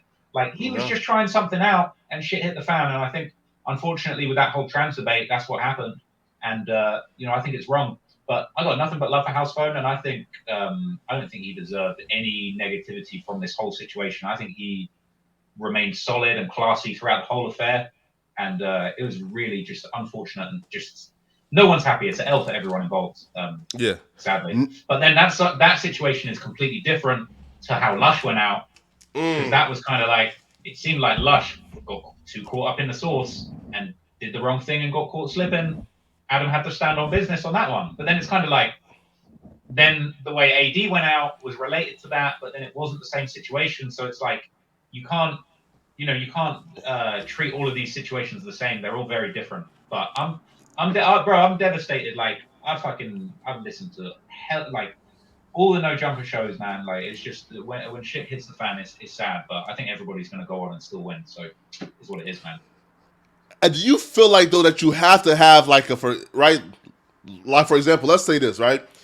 If House Phone would have just departed, or AD would have just departed, right, without the like storyline of, yo, I was done wrong, I fucked up, do you think that the success would have been as quick and instant as it is now? No, man, because let's be real, right? And again, no disrespect to anybody, but I think that everybody came up off the back of the drama. You know, I think Community and Back on Figure are fire platforms. They both produce interesting conversation on all kinds of topics. But at the same time, a lot of extra people were tuning in to find out what was going on with the drama and the firing and the quitting. So, you know, it definitely charged up the content. I think that those platforms will continue to do well. And I think at the same time, you know, No Jumper was getting charged up by the beef before everything really hit the fan and everyone quit or got fired. Like, yeah, you know, when like you say, when Lush was trying to expose you, you know what I'm saying? It was kind of like, shit, I got to tune in and check out what's going on here. Yeah. But I guess it was creating a toxic environment, and I don't think you want to rely on people beefing for the content to exist. But not facts. Again, it's just so unfortunate, man. I think anybody that's a true fan of No Jumper is just bummed that shit went the way it did. All right. Yeah. Now, what everybody has been like, probably like fast forwarding, saying to, man, listen, man, like, we here for the King Von serial killer shit, man. We not here for no Trap Lil Raw's deep dive into his history and background, man. Let's get to it. Now, first off, brilliant video, by the way. Now, obviously, I agree with everything 1,000%. Right now, tell me though, how long was that video in the works? Like when did you start making that video? Man, I'll be honest. Like, I started working on the video in probably December. I had the idea for a long time. Obviously, Von is an artist. You know, I talk a lot about Chicago. I've done Mm-hmm. videos on Von in the past, but like realistically, when it comes to this new generation of Chicago drill, I think nobody's had as big of an impact as King Von.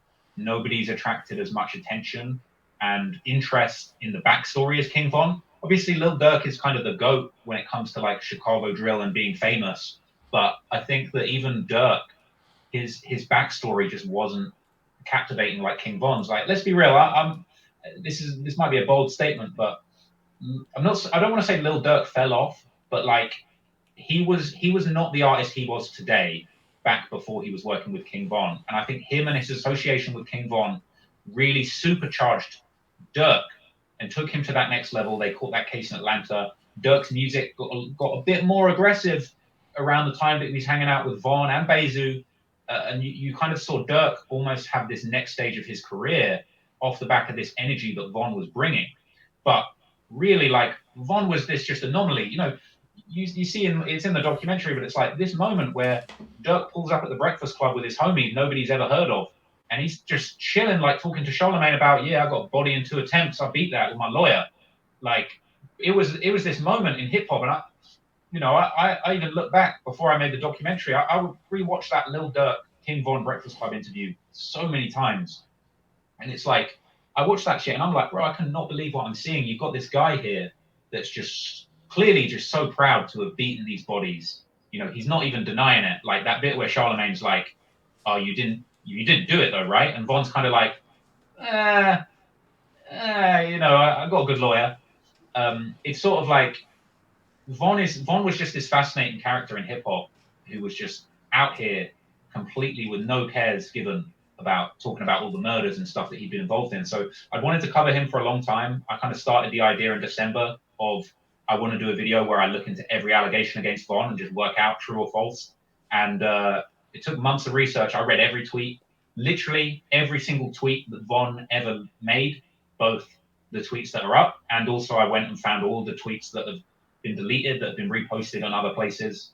I put all of those in chronological order. I kind of cross-referenced his lyrics, his tweets against the things that he was accused of in the streets. You know, there's situations where somebody died, and 17 minutes later he's tweeting who died. Once I laid it all out, it took months of time, but once I laid it all out, I felt I just couldn't come to any other conclusion that this guy was, by the FBI definition, a serial killer. Man, here, right? So before we even like take a deep dive and like into that, man, I do want to ask you, man, like, what do you feel like your role is in the current state of the culture or hip hop in general? Because I feel like I know what your role is, but I want to hear it like from you, like so in the current state of the culture, what do Trap Lil Ross think his role is? So my thing has always been I'm trying to make videos about just the most important stories that impact hip hop culture and really culture at large. Because let's be real, like hip hop and black culture runs America. You know, it's the hot topic. It's the stuff that people want to talk about. Hip hop music is the top genre. Like you look at the charts and so much of it's hip hop. Like I think when it comes to you have a hip hop artist that's really dominating the culture, these are the most important people in America right now. Someone like Durk, or who's another example of an artist that's just really killing it, like Lil Baby. You know, these are guys that have influence over millions of young people. They're completely setting the conversation when it comes to like what people talk about, what they think, how they feel, what their aspirations are. And I think that it's my place as someone like me, as a journalist, as a creator, as a filmmaker, to essentially I'm trying to create the most deepest and detailed videos on the most important stories impacting the hip hop culture. And that might be looking into the gang war that rappers are rapping about and going on Billboard charts, making millions of dollars rapping about these gang wars that are really going on. Or it might be, the Kim and Kanye divorce, which was an enormous story in hip hop, and a very complicated and very deep, layered, long history between those two artists that had a huge impact not just on the hip hop culture but on the world. You've got someone like Kim Kardashian marrying the most arguably one of the most famous rappers in history, and they're literally shaping the culture of America through the things that they're doing. So for me, I just feel like my role is to kind of tackle, the most important hip hop questions and stories that are going on. And my philosophy has just been, I just use the internet and I try and find out everything that possibly is about a topic and present it for people to kind of make their own minds up and to also give a little bit of my own opinion. Here, yeah, well, for sure. Right now, I do think though that like your role, man, is because right now, because like we don't have a hip hop historian in terms of somebody who is documenting a lot of these things, right? So I do feel like your role is as a hip hop historian, so good or bad, you know like you have to document a lot of these things, right? Mm-hmm. Now, when you started making the King Von serial killer documentary, right? Was it as bad? Like, was King Von's his murder history? Was it as bad as you thought it was going in, or did it, did you like think that and he killed like 20 people, but it turned out he probably only killed 7, or was it worse? It's interesting, man, because I think we've all heard the lyrics of King Von talking about, I've got 7 bodies, I've got bodies 3 plus 4 bodies, if I catch 3 more bodies, I'll be double digits. So it was not a secret that King Von had allegedly killed 7 people. That was his claim. Von was running around the rap game, rubbing shoulders with the most famous people in hip hop, talking about I've killed 7 people. So the goal from going into the project was always, let's work out if King Von is capping or telling the truth. Did he really kill 7 people? So my whole thing was like, I was going to break it down one by one. And to be honest, I actually got into the project thinking there's probably a couple he didn't do, or there's probably a couple of these things that were overblown. I'd done a couple of videos on King Von in the past. I covered the murder case that he beat, the Malcolm Stuckey murder. I also covered the case with KI. Both of those situations were very well documented, even when Von was alive. And then I did a video also about King Von's case in Atlanta with Durk. But I think now, 3 years on from Von's death, a lot more information has come out. There's been more police reports, the arrest of 5 people for the murder of FBG Duck, which, again, people kind of, there's been implications that obviously Von paid the $100,000 bounty for that to take place. There were O-block chains being given out around the time, seemingly as an incentive for this crime. It really was a case of like, Von was running around saying he killed 7 people. Let's see, let's look into this and see if he really was. And to be honest, I was kind of surprised that I wasn't surprised that he seemingly did do all of this stuff. I was surprised that it was almost like once I read every tweet that he did, it was kind of easy to put it together. It was kind of like, oh, well, people say that he was involved in this, and like his best friend White got killed, and there was a murder the day before. And then the KI thing is sort of like people know, like the KI, we kind of know the KI thing's seemingly legit. The Malcolm Stuckey murder, obviously, like he was locked up for that, and he beat the case, but then he started rapping that they killed the witness. So it's kind of like once I started reading his tweets, it's all started to make sense. I was kind of like, he's got this tweet where he says, I can name 5 GDs I killed and 10 I shot. And he's got another tweet around this time where he said, I'd be whacking GDs often. And it's kind of like, okay, well, on this date, whatever it was, like say, November 2012, 6 people had been killed that Von was connected to. And he's on Twitter talking about, I killed 5 GDs. So as I say in my video, it's kind of like, look, he is saying he killed 5 GDs. Here's 6 GDs that got killed that people think Von had something to do with. I'm not saying he killed every one of them, but he's saying he killed people 5 times over, and here's 6 of the people that potentially are those people. So I was honestly surprised at how much I was able to kind of connect through the tweets. Like, I didn't even set out. My original plan wasn't to read every tweet he'd done. My original plan was just like, oh, you know what? I'll check what were the tweets around the time of the murders. And it was like, I don't know about you, but sometimes do you ever look into something and you kind of think like, oh, let me look into this, but this might not work out. But with the Von shit, it was like, I was just reading his tweets and everything just was fitting perfectly. It was kind of like, holy shit, like he's on here talking about I whacked GDs, and this is 2 days after this murder. He's on here talking about, oh, I just seen it, Lil Mark getting killed, and that happened only a few hours before, and there's footage of him allegedly in the car.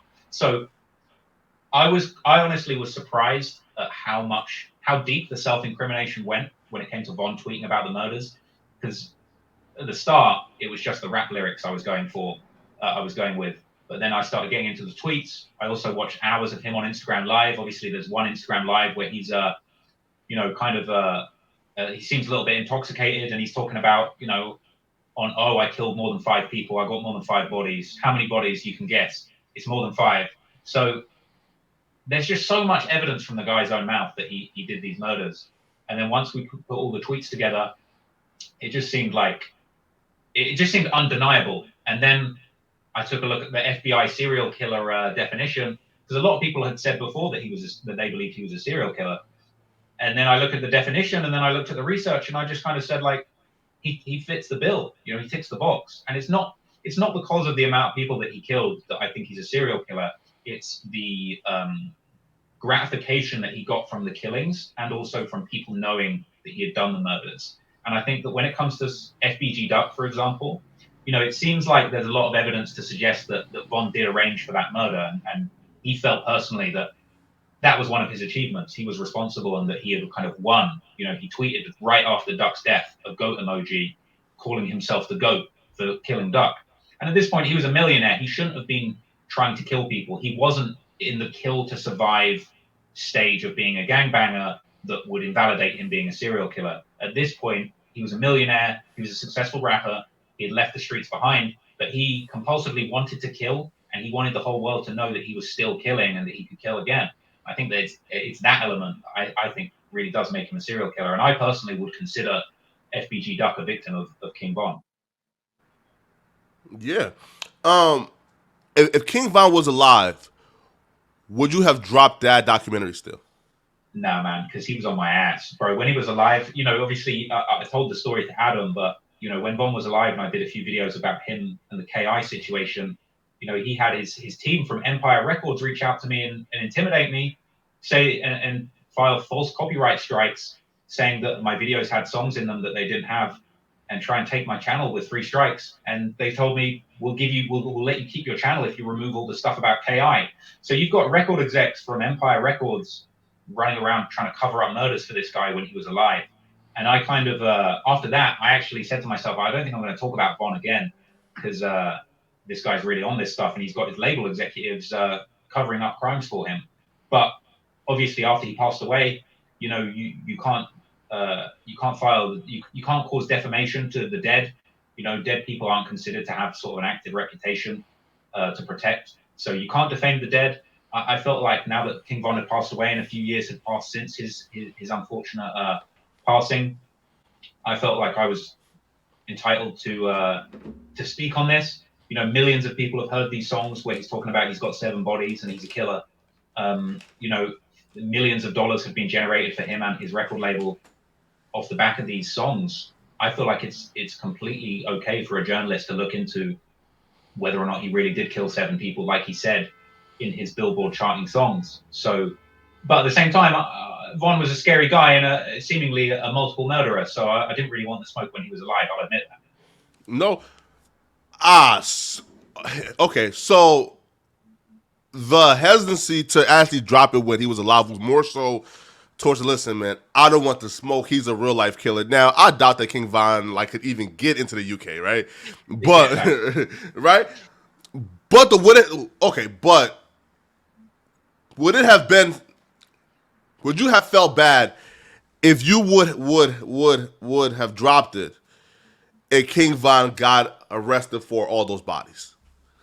I'll be honest, man, I wouldn't, because I honestly, the thing that's really, really been strange to me is there's so many people kind of jumping out the window to defend Von after I dropped this documentary. And I think that we do always have to take a step back and say, look, in many ways, Von was a product of his environment. He was a young black man growing up in a very disenfranchised city, growing up in a very difficult circumstance. not a lot of opportunities. He was dealt a very bad hand in life. He lost his father when he was young. He ultimately was put in a situation where he did have to kill or be killed. But I think that over time, Von began to take pleasure in killing. He's got tweets where he's saying that me and T-Broy kill for fun. We love doing our thingy thing. I'm messed up in the head. I just love catching bodies. I got the itchy trigger finger. I think that over time he began to take pleasure in killing. I think at a certain point he stopped killing to survive and he was killing for fun. He was killing for pleasure.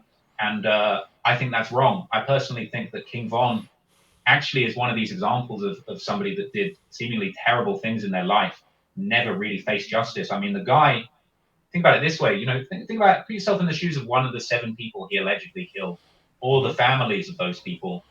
This guy never faced any justice for any of those things. He was out here living at large, rocking an AP, partying in the club, making millions of dollars, rapping and mocking, smoking Tuka every day of the week, talking about if when I die, I'm going to find Tuka in heaven and beat him up. This guy had zero respect for the people he'd allegedly killed or his enemies or anybody that knew it.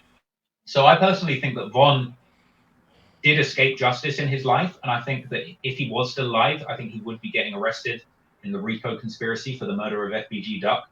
And I think that would be deserved because I think that Von, however people have opinions about how he died and whether or not that went down the way it should have. But I think Von should have faced some justice for some of the things that he allegedly did and the things that he rapped about because like I said at the start, it's really baffling to me so many people are jumping out the window to try and defend this killer because I've never killed anyone. I have sympathy if you're in a kill or be killed situation, but I think people that take pleasure in killing and murder and mocking dead people are not okay. I think that's negative behavior. I think that's reprehensible behavior, and I think that Von seemed like a bad guy from the things that he was out here saying and doing. So, I think he should have faced some justice for some of the things that he allegedly did. How should hip hop remember King Von? Hip hop's going to remember King Von exactly how King Von wanted hip hop to remember him, as a killer. He was on every single song talking about, I'm a killer, I killed her, put a pretty hot bitch in the morgue. I've got 7 bodies. If I catch another body, catch 3 more bodies, I've got double digits. He was hell-bent on everybody knowing that he was a killer. He wanted to be known as the realest rapper to ever come out of Chicago. Some of his old tweets, he's talking about, I'm the real story behind these Chief Keef songs that you all love. He wanted everybody to know that he was the real deal. So that's why I found it really kind of strange that so many people are coming out to say that documentary's all cap. King Von didn't do any of this shit. Bro, when Von was alive, he wanted everybody to know he was a killer. He was recording songs talking about he was a killer. He was jumping on Instagram Live talking about he was a killer. He will be remembered as a killer. And that's exactly how he wanted it. And I'll be honest, I feel like Von saw himself as a serial killer based on some of his statements. Honestly, I think he got what he wanted. I think as far as his reputation goes, he got what he wanted. And I think if Von hadn't have died, I think he would be facing life in jail for the murder of FBG Duck. And I think he would have been happy. I think he knew he was headed to jail. He said in a lot of interviews, I'm trying to go crazy in my career before the feds come. Or there's another part that I've got in the documentary where he's saying, I'm trying to enjoy the good times right now because I know that shit's going to be fucked up. I think he knew that a big case was coming and he would be held to account for at least some of these murders he was implicated in. And I think that he would have been happy being a legend in jail that killed 8 or 9 of his ops. I think he would have been happy with that because he was driven by the gratification of being known as a killer. I don't think he was interested in hip hop. I don't think he cared that he was a millionaire. I think all he cared about was killing FBG Duck. I think he was probably happier to find out FBG Duck had been killed than he was to find out he became a millionaire. But that's my opinion. Yeah. I mean, listen, I definitely agree. Now, if Von, and not just only killed ops, and he killed, I think Malcolm Stuckley, right? Was a civilian, was a college kid, right? So if he also killed civilians and somewhat bragged about it as well, should hip hop even remember King Von favorably? Is it time for us to really like reassess his legacy in terms of this shouldn't be a guy who we exalt? Well, it's a really good question because actually, I think a lot of people missed it. But there's two instances in the documentary. There's one case where he tweeted that he shoots up his ops and he sometimes hits women, and he says same shit anyway. There's literally a tweet where he says he hits bystanders, but it's the same shit. So there's that, and then there's also with the situation of Man, aka Can't Get Right, you know, a rival of King Von's that was murdered, and then immediately after the murder took place, Von was on Instagram Live talking about, who just died, who are we smoking. There's a bit in that IG Live where the people in the comments say, oh, they should call him Can't Get Up. And Von says, oh, you should start killing people. Like, you get to the jokes before we do. So you can tell just from his language that he saw himself as responsible for that killing. Like, he felt like he played a role in that murder. And again, later on that live, you see King Von saying, oh, shit, there's two people killed in that incident. It's a two-piece. He didn't know at the time of that live, but that other person that got killed was an innocent bystander. That was just a guy that was sweeping the floor that got murdered in this shootout. And so there are actually innocent people that did die as a result of this kind of murder campaign that King Von was seemingly involved in. So I think that actually it's like it kind of went over a few people's heads, but there's a few instances where people actually got shot or killed who had nothing to do with this beef.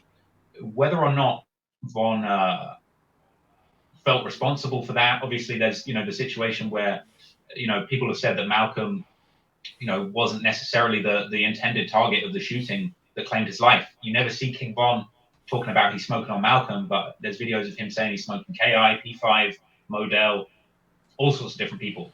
So I think that Von really did have no remorse when it came to innocent people being hit. We can tell that from his tweets and the IG lives. I think that's just a fact. But I want to come back to the other thing that you said, which was what was it you said at the start? Is how should like for example, should hip hop still exalt? That's it. Yeah. So basically, like from his tweets and the incidents, he was trying to kill his ops, even though he became a millionaire and he'd gotten out of this situation, but he didn't care whether innocent bystanders were killed. I guess what I'm trying to say is that it's like, with all of this in mind, with all of the death and destruction that came from what Von was up to in his life, it makes you wonder the question. I didn't say this in the documentary, but it made you wonder, like, is what King Von did worse than what R. Kelly did?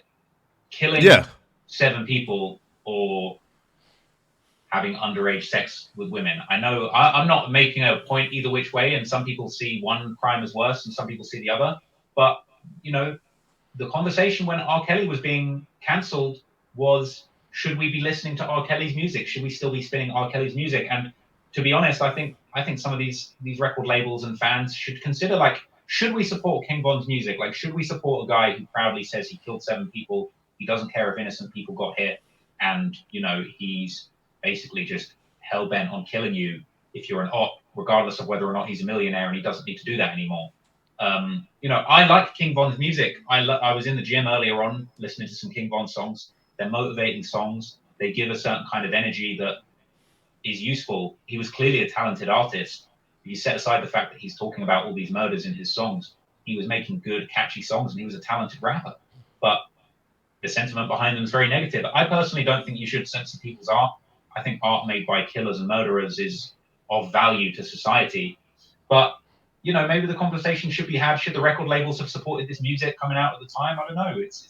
It's definitely a wider debate. And I've always just found it really surprising that, until I made this documentary, you never hear anybody talking about, should we be promoting this guy that is killing damn near 7 people? Now, with Lil Durk being so close to King Von and having, an extensive criminal record as well, in terms of, I think like in like 2011, Durk was arrested for allegedly like shooting a woman, and he was arrested by for chasing down an op legit with like a semi on the block, like running him down. Do you think Durk was also a killer? I'll be honest. I don't think Durk was a killer. I don't know. But what I will say is I feel like you can actually really notice. And I at some point, I think I am going to get around. I'm going to do a documentary on Durk. and really look at the fact that like his career actually really changed. Like there was a time when Durk was doing much more like love songs. You know, he was having that little fake relationship with Dej Loaf. Like he was a completely different artist. And then Von came out of jail. Von started coming around, and Durk's whole outlook changed. You know, obviously he's from the streets. He had a lot of these Chicago drill songs that made him famous, but like it just seemed to me as a fan that like Durk wasn't so hot on disrespecting his ops as much as he has been over the past few years until Von started coming around. And you know, I said on the stream the other night with Van Lathan, like, you know, when it comes to Durk, I think he is kind of, you know, I've not seen anything to suggest Lil Durk has killed anyone, but he certainly was on the whole wave of celebrating these deaths. I think, like, I think it was wrong of Durk in the position he is as a multimillionaire, successful rapper. Doesn't need to be anywhere near this violence, making a song like Should Have Ducked. Because not only was that incredibly disrespectful to the memory of FBG Duck, yeah, sure, they rocked, but like the guy's already dead. You know, I know rappers like to smoke ops and smoke Tuka, and I don't think that's cool. But you know, making that song about Duck when you're Lil Durk, that was a Billboard charting song, Should Have Ducked. And you know, you've got FBG Duck's mother. Obviously, she's very outspoken. Shout out to her. Having to listen to this shit, having to listen to a guy like Lil Durk drop a song called Should Have Ducked, mocking the death of her son, all over the radio, millions of views, platinum. I don't know if the song's platinum or gold or what, but I think it got certified platinum. You know, I think that Durk shouldn't have done that. I think that's wrong. I think the position that he's in, and I think it's that same energy that Von was bringing. I think Von's biggest problem was that he became a millionaire. He should have left that beef behind. He should have let the beef go. Should have let the beef with Duck go. He should have focused on being a rapper and being a millionaire and looking after his family. And unfortunately, you know, he caused a lot more pain where he didn't need to. And I often worry. I feel like that's the case with Durk. Now, when it comes to this whole situation of people sliding for Von and trying to get back for Von, situations that Qundo Rondo has been placed in, I honestly think that all the negativity just needs to stop. I don't think it's right for these sort of feuds to just continue and for people to keep dying on both sides, and for someone like Durk to keep instigating it and making music about it. It's not cool. It's not okay, and I think that it's sad. You know, I really hope that something happens, or that some of the people that are in this space kind of maybe mature a little bit more and try and approach things more positively, because it's definitely not a good look. Someone like Durk, you know, basically dancing on Duck's grave in the position that he's in. Yeah. Now somebody say Trap Laross, like King Von and had his tweets, but in terms of FBG Cash death, Durk tweeted or posted on his IG story before, dissing on D thing won't end well if you're lingering and chasing hoes. And then afterwards, and he rapped dissing on D thing will get you shot. And then recently in a song with I think it was Durk and in OTF Duty Low, and he stated we left them and under that tree, right? In terms of FBG Cash. So do you feel like, or do you think Durk had anything to do with FBG Cash death? Well, first off, you're gonna have to wait for the Lil Durk video, because I've got a lot more research to do. I don't want to jump out the window and make a statement on it when I've not looked into it fully. But what I will say is that it's very clear that there's a lot of violence continuing to play out on the streets. FBG Cash is one example, but obviously Qundo Rondo has been targeted numerous times. Obviously, recently, you know, he lost a close friend of his, Lil Pab, but also, you know, he was targeted at another shooting after one of his concerts in 2021. And Lil Durk has released song after song, seemingly claiming responsibility for this. You know, you got Durk on, he's on that song "Who Wants Smoke" with Nardo Wick, saying that people will die about pumping gas. And then there's a bunch of shootings going on at gas stations for Durk's ops.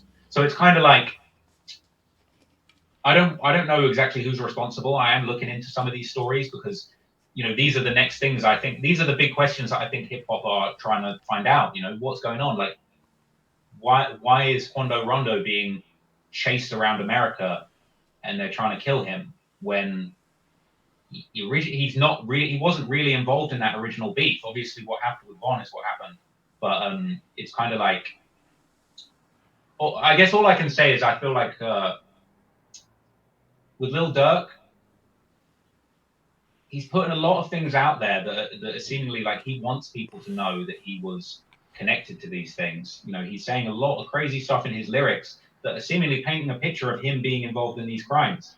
And Lil Durk is a megastar at this point. I don't think Lil Durk wants to be sat in jail facing a life sentence like Young Thug is right now.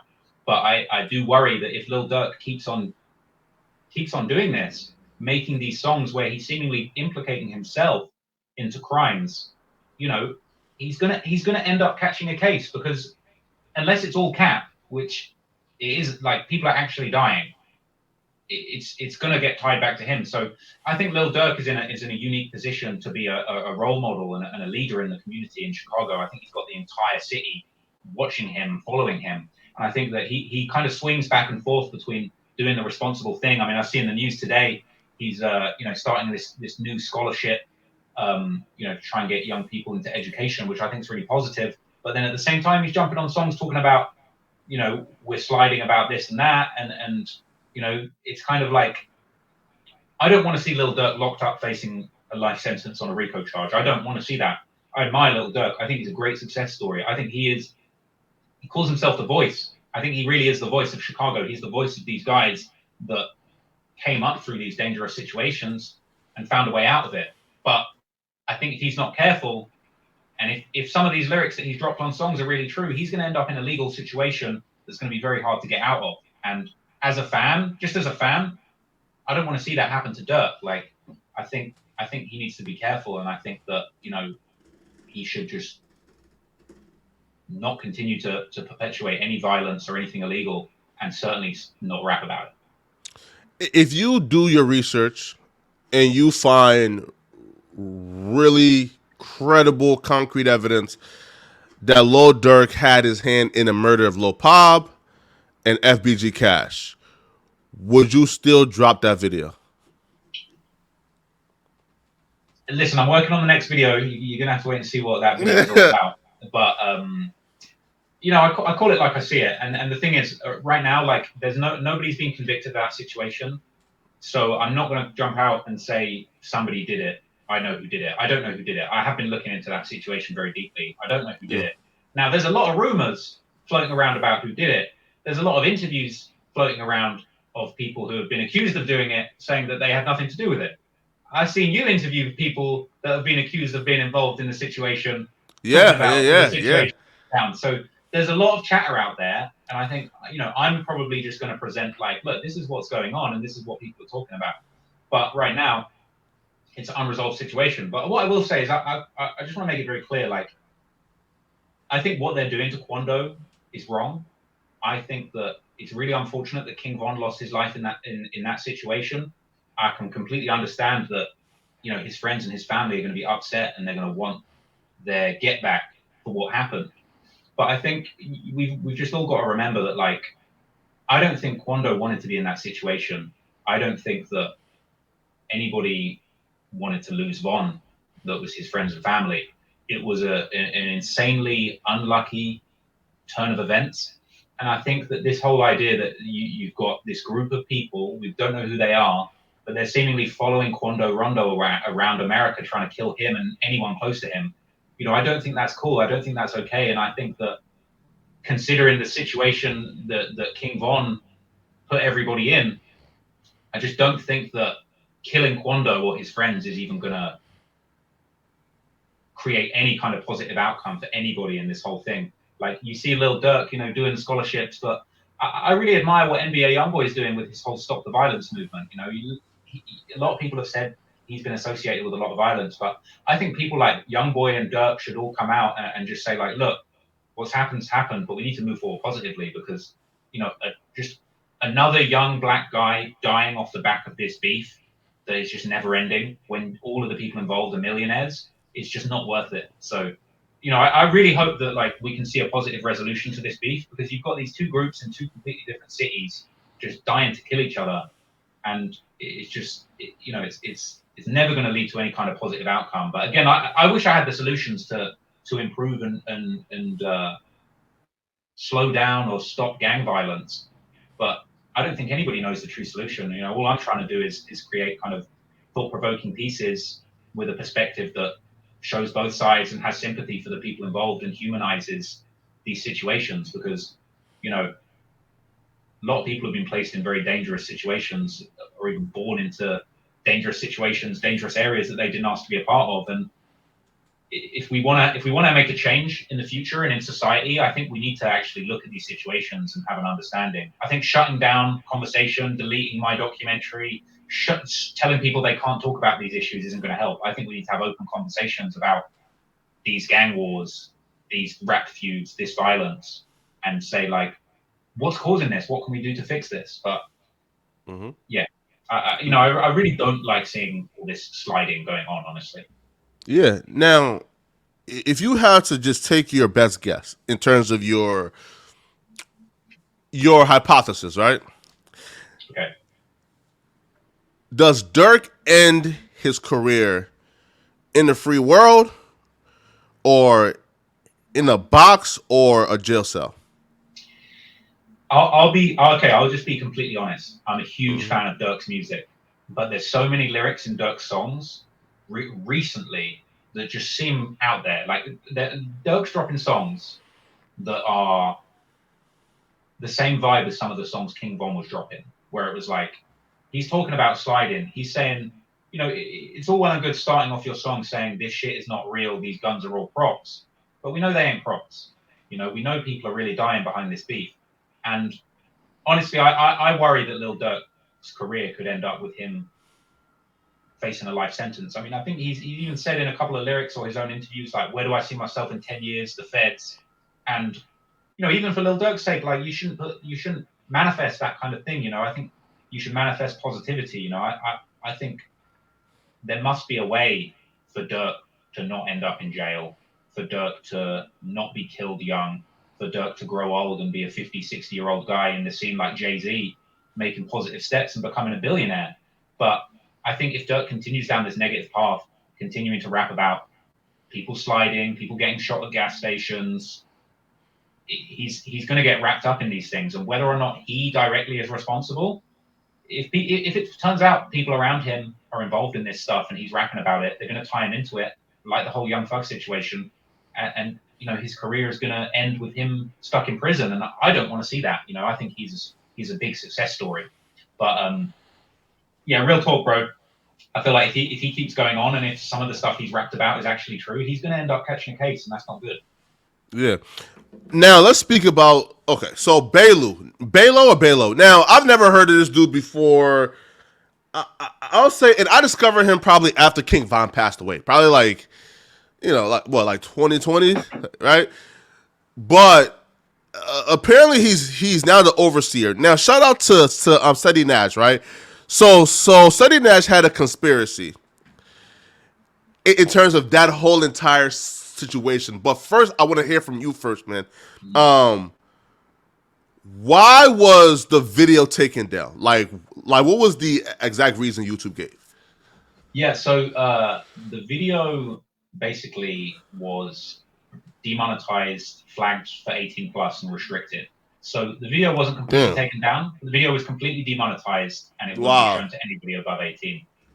The reason YouTube gave me is that they initially said that the video had drugs, dead bodies, and heroin use in it, which wasn't true. And bear in mind, I took the video down because it was demonetized. Because let's be real, I know a lot of people coming at me talking about, oh, you just do this for the money. I don't just do this for the money. Like, if I wanted to just do this for the money, I could set up a HipHop Daily clone and make more money. Like, I make less money because of the approach that I take to stories and because I want to do things with integrity. But I took the video down because, bro, this video was over probably three months solid research of me full time every day reading King Von tweets day and night. This has been months of research, months of editing. I've paid editors thousands to work on this project to piece together my research. I can't have this video be my 3 months work, my 3.5 hour piece, and it just be demonetized for free and no one even watches it. Like that basically when that happened, that was kind of like, shit, man. This thing don't even make sense now. Like, I can't spend 3 months making this shit because I won't get too deep into it, but like, for the past 3 months, my shit's really just been slowed down. No one was really talking about me or like checking for my videos or whatever. It was kind of slow, and I just was having the faith that like I'm going to put together a really deep dive on a topic that I know the hip hop community want to know about and want to understand and get to the bottom of what actually happened with Von. So I took the video down on the basis that it should have been monetized. I follow the YouTube guidelines very carefully. I knew that it didn't have heroin use in it. I knew that it didn't have the things that they said in it. But it was very unlucky because this all happened on Easter weekend. So, that's a big public holiday in the UK. I assume it's the same in the US. But I couldn't get responses out of people at YouTube to confirm that my video didn't have any of this stuff in it. So it turned out that it seemed that Balo and other people, I saw people on Reddit were basically running a campaign of like mass flagging my video, reporting it for having stuff in it that it didn't have. And I think eventually, because I don't know exactly how it works, but I think with YouTube, like I think if enough people flag a video, they'll automatically restrict it because in case it has some shit in it that they didn't realize, they don't want millions of people seeing something that's got a bunch of bad content in it.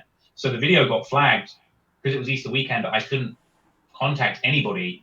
And then Balo's running around on Twitter claiming the whole thing, saying, yeah, we did that. So it was a bummer, man. Honestly, like, I know a lot of people want to pop shots at me and say I'm bad, I shouldn't do this or whatever. But, like, bro, like, I'm out here making content for people to watch for free. I'm spending months of my time to research the most important stories that the hip-hop scene has to offer and give people an understanding of them. I think it's fair that I should be getting compensated. I should, if I make a good video, I should get the monetization on it. So of course, I took the video down. I couldn't even get in touch with my editors, which was a bummer. So I literally had to re-edit the video myself. I removed crazy amounts of stuff. Literally, like Balo was in the video originally, which is ironic. He's on Twitter talking about King Von ain't never did any of that shit, but he's literally was in the original version of the video talking about the funeral homes wouldn't take King Von's body because everybody knows that he was the big killer and the funeral will probably get shot up. So he's in the documentary kind of admitting that Von was a problem in the area. And anyway, he DM'd me talking about like, take the video down, it's all cat. And then he was saying like, oh, you've got me in the documentary. So I was thinking like, first it's the video getting flagged. Next, it's going to be the fake copyright strikes. I know that the Empire Records did that to me before. So I took the video down. I made a new edit. I trimmed out tons of stuff. There's probably 10 minutes of content that's not in the YouTube version of the video now, that's in the Patreon version, whether that's violence, descriptions of violence. I blurred out anytime anybody's holding a blunt, which is allowed on YouTube. Like you can have fleeting references to drugs. If somebody's having a conversation, they're holding a blunt, it shouldn't demonetize the video. But anyway, I re-uploaded the video on like a Monday because I was just, days were going by. There were dozens of people re-uploading my documentary to YouTube. So bear in mind, I spent months working on this thing. I get mass flagged and demonetized, so I can't make a cent off the video. And then motherfuckers are uploading the video that ain't me. I see a few like 20,000, 25,000 views, 5,000 views. Like they were eating and I wasn't. So I was like, let me quickly make another version of the video that's so watered down that there's just no way YouTube can even let anyone flag this. So I dropped that on maybe like, I don't know what day it was. Maybe it was the Monday. And then I think by Wednesday, YouTube finally got back to me and basically said like, yes, we're sorry. Like the video is fine. We've remonetized the original version of it. And like, they referred me, they were going to refer me to like the harassment team because of this targeted campaign against me and all of this stuff. But it was kind of like by the time the Wednesday came around when YouTube got back to me, and I got to say shout out to YouTube because they were very fair. It was just the fact that it was a public holiday and it took them 4 or 5 days to maybe like 3 days to get back to me. But when they did, they were very reasonable and they were kind of like, yeah, this is fine. Like this shouldn't have happened. But by then the new version of the video had picked up even more steam because ironically, because of all the drama around the video getting taken down, it just brought so many more eyeballs onto the project. There was like newspaper articles about the video being taken down. Like there was like an article in the Sun newspaper, which is huge in the UK, talking about what happened to the King Von video. It's been taken down. And so ironically, this whole beef with them trying to take the video down brought so much more attention to it. When I re-uploaded it, it was getting more views than it got originally. And then by the time they reinstated the old version of the video, the new video had already surpassed it, so I just let that one rock. I fixed a few mistakes, and there's more stuff on the Patreon version still. But like, bro, it was a difficult few days, bro. I was ready to give up because it was just kind of like, bro, I spent 3 months on this thing. They fucking nuked it on the first day. Like, I'm lost. Like, I was ready to give up, but I'm glad I pushed through, man. And we got the W in the end. They couldn't hold me down. So essentially, Baylor was lying and cloud chasing. Well, I think I get the impression that he was responsible for flagging the video. Like, I don't know how he did it, but I feel like whether it was him or some people that he's with or just a bunch of people all just got together and said, we're going to take this guy down and we're just going to mass flag. Like, look at YouTube now. You can just report. Like, you can report the video, and I guess they just went through and just filed so many reports. There must, I don't know how it works, but there must be a threshold for YouTube where, like, you get enough flags in a short space of time that they just demonetize you and stop pushing the video because it's too risky for them. I don't know, to be honest. I don't know the full mechanics of it. I just know that somebody came and fucked my shit up, and Baylor was on Twitter talking about he was standing on business. But I'm saying the video's back, and I stand on the video. So now, yes, right now, there was some like complaints from Chiraqology, right, where they were saying, "Yo, like Trap Ross takes all of our research, and then repurpose it and makes a bag." So, what's your like take on that? bro, I love this one because there's a very big difference between like screenshotting a tweet and throwing it up on Chiraqology and making a 3.5 hour full blown documentary. I read every single tweet King Von ever did. I found tweets that had never been seen of King Von. Like, there's a viral tweet that went viral in Chiraqology of King Von celebrating Barack Obama winning the election and then saying, I'm still going to give my ops the dick even though there's a black president. Like, I found that and posted that on Chiraqology and it got hundreds of upvotes. So it's like, they're saying, oh, you're just stealing all this shit from Chiraqology. Bro, I'm a Chiraqologist contributing, showing you tweets you've never seen before. And so I'm literally one of you guys, first off. So I feel like that narrative's kind of dumb. I am a Chiraqologist. Like, I'm in there posting tweets that they haven't seen before. So there's that, is that like I'm literally part of the community finding out this information, but then also I'm the guy creating a documentary out of it. Like, bro, if anybody else in Chiraqology wants to create a video about the stuff they're interested in, more power to them, bro. Like, do it, make a video, but it ain't easy. You know what I mean? All the people in there that were celebrating when my video got taken down, they're saying, oh, well, he's just stealing all this stuff. Well, why don't you try and make a video? Why don't you spend 2 months of your own time on your own nickel and dime to create a video about this stuff you're interested in? Why don't you go through the experience of having that video taken down and being demonetized so that you can't earn any money for the 2 months you just spent making a video? Like, you deal with people from Chicago saying they're gonna kill you and blow your brains out because you're reporting on a bunch of tweets that Von himself made. It's like, it's not even about, oh, you just stole all this info from Chiraqology. It's like, I'm literally spending months of my life making this content, and then I got to stand on the business of the repercussions of putting that content out there. So I feel like it's sort of like they don't want to give me my credit, but then also it's like anyone on Chiraqology is welcome. Like, I go hard. My whole thing is like I try and create the best, deepest, like just downright detailed hip hop content there is, and no one's really touching me on that, bro. Like, obviously, everybody's got their own lane. Academics is the best at what he does. Adam's the best at what he does. Joe Budden's the best at what he does. But I'm creating this new lane of hip hop documentary deep dives, and no one's touching me. I'd like to see someone from Chiraqology try and make a 4 hour doc on King Von, and they'll see it ain't as easy as copy and pasting tweets. But I got nothing but respect for everyone in Chiraqology, bro. They are. It's an incredible resource that they are documenting all of these important parts of Chicago history. But at the same time, making these documentaries is a whole other beast. This is a whole different thing that I am good at, and I go hard. Like, you don't see anyone else doing this. And you got your hip hop dailies making little shitty 10-minute videos with information that's pretty not on point. They're not touching me. They can't make 3 hour video with all new information that you've never heard of. It's just not happening. So, what I mean? I feel like they need to give me my respect, really. And Asian Doll came out and said Man, all that shit is cap. Now, I don't know what Asian doll would know, but Yeah, man. I see Asian doll tweeting back in the day talking about you got to have 2 or 3 bodies before you talk to me. I only date killers. So is that cap too?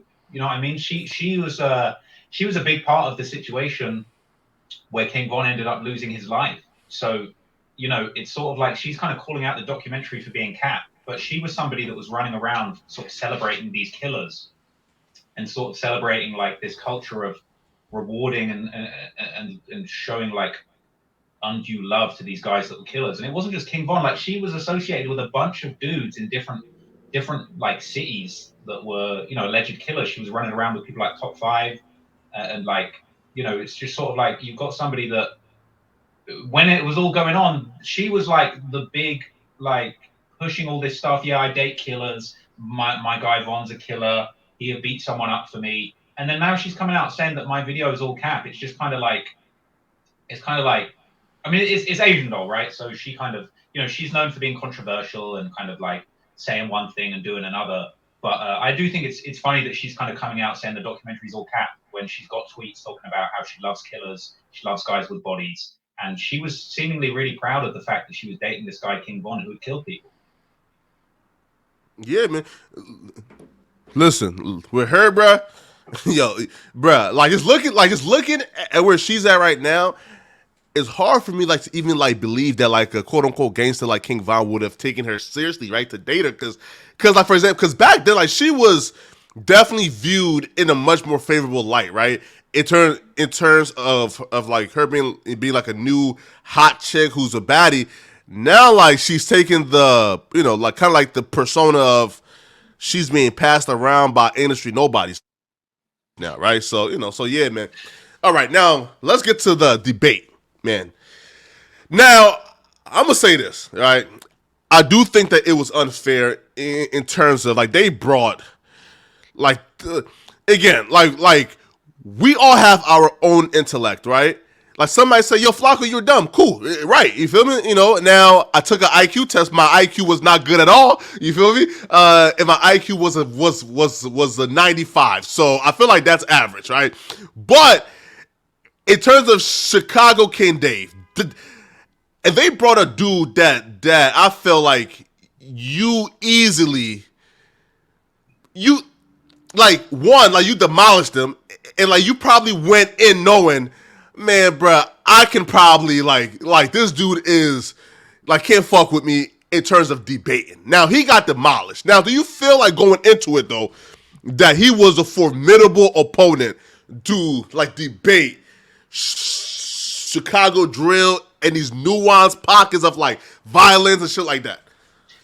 That's interesting, man. It's funny because it's like I mean, the debate was only last night, so it's still quite fresh. I didn't really even think of it like I demolished him. Like, I honestly, like, Van Lathan hit me up and said, "Yo, I've got a guy that wants to debate you. I think it would be an interesting conversation. He's a real Chicago dude. Would you be willing to have that conversation?" I said to Van, I said, "Yo, like, I'm not ducking any criticism. I'll have a conversation with anyone. You know, I'll be honest, I didn't really know much about Chicago King Dave before the debate. I was kind of just going off the strength of Van because I fuck with Van. Obviously, I was a guest star on HipHop Homicides with Van, which is an amazing show. That also covered the King Bond situation.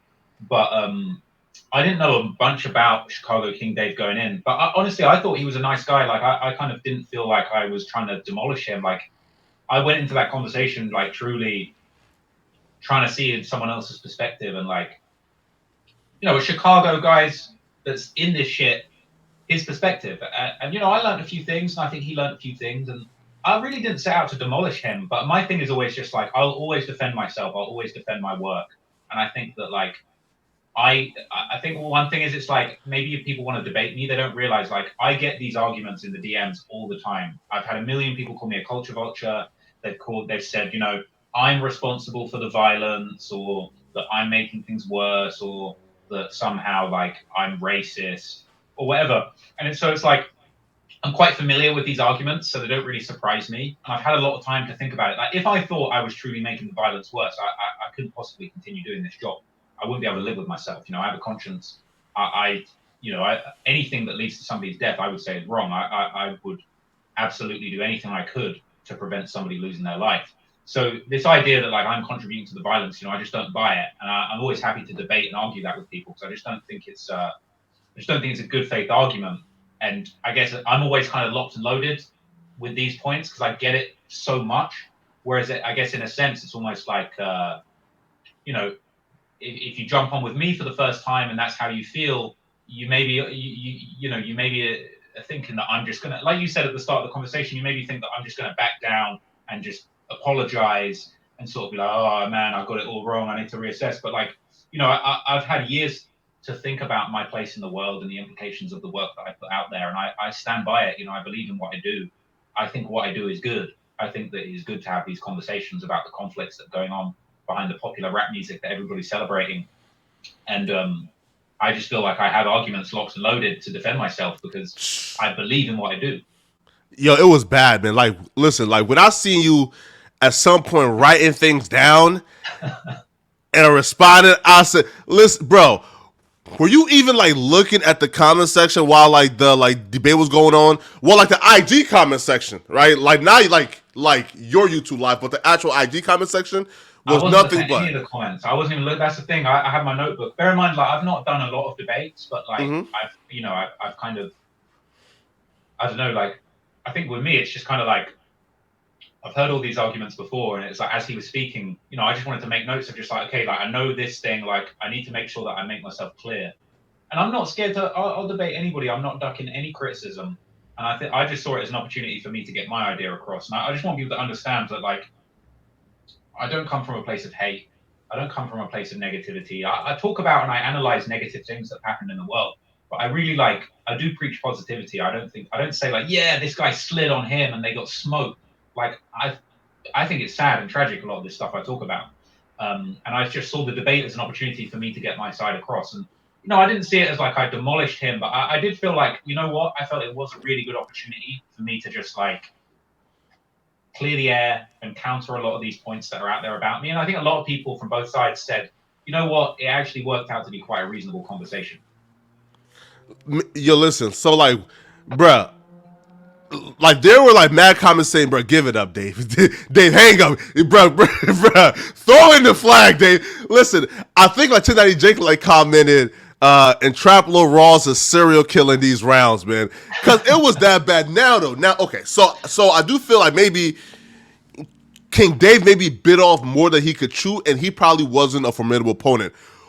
Would you debate somebody like, for example, I feel like a Van Lathan and Traplo Ross debate would have been more productive than a Traplo Ross and King Dave debate. You know what? I get what you're saying because I think Van Lathan would be much tougher as far as this stuff because I think he argues this sort of thing more often. But I mean, me and Van actually, when we recorded our segment for Hip Hop Homicides, we kind of had a bit more of a heated conversation. And it's interesting because at the time, this was actually, I'd never interacted with Van until I was on Hip Hop Homicides. And I kind of was like, I know Van, I know his reputation, I know he's very outspoken about a lot of things.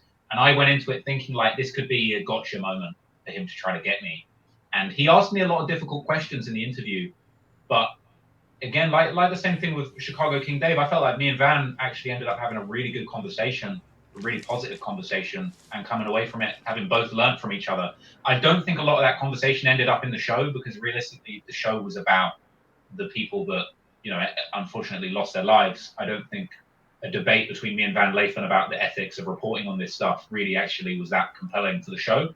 But, that conversation he probably still has, but we had a really good I mean, like that first debate I ever had with Van, it was obviously privately recorded, but we had a good debate and he had some good points and we had a good kind of spar about these points. But again, I defended myself on the same kind of basis.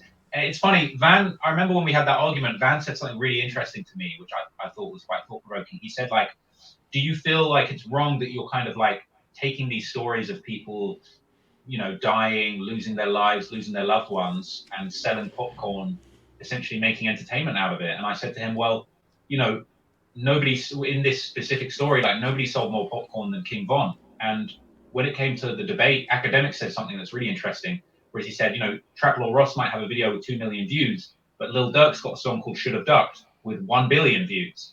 and that's like a platinum selling album that is like, you're talking 1 billion views of all of this negativity, and then a guy with 2 million views with a small kind of what I would say is a socially conscious. I don't know if I would use the word woke, but like it's supposed to be like a self-aware view of this gang violence. I'm not laughing and saying, "Yo, everybody slide in." Like, yeah, fuck the ops. He slid on him. Like I say in my documentaries, like this is sad. You know, this is an unfortunate death. This is a senseless killing. You know, these are guys that are the product of their environment that have been forced into these kill or be killed situations. So I personally just like, I feel that I take the right approach with this kind of stuff, and I don't think I would be able to defend myself like this, or you know, I wouldn't be able to live with myself and keep making this kind of content if I didn't believe in it, and if I didn't have like an argument that I deep down hold, that I think that I'm actually contributing something good to the world. Yeah, man. Now, this is pretty much like the last couple of questions. Now, Traplo Ross have made a big impact. Now, the complex hip hop media personality list came out. Now, I'll be real. I'm not sure if you've seen my like podcast where we kind of like broke that down, and like we kind of like said that you deserve to be on there before a lot of people I saw. Like for example, again, God bless that 9-year-old's heart, like Oh Jazzy, right? yeah. God bless her heart, but I wouldn't put a Jazzy, a Jinx, a Nadeska, and then there was a few like we never even heard of, right? I wouldn't even put. There's a few I hadn't heard of, to be fair. Look, even like Nardwar, I wouldn't put Nardwar above a Traplo Ross. So when you seen that list, one, was you even expecting to be on it? And then two, when like you seen that you wasn't on it, was you like, damn, bro, like the fuck is going on here? When I saw that list, you know, to be fair, I knew it was biased because of the way that they did Adam. Like putting Adam on the list, but then also just dissing him the whole way through. It made me feel like, nah, this ain't a legit list. This ain't the people's list. Yeah, But secondly, I mean, like I said, there were a lot of people on there I'd never heard of, and to be honest, I looked into some of the people on there and I was like, damn, they're doing some really good shit. Like, salute.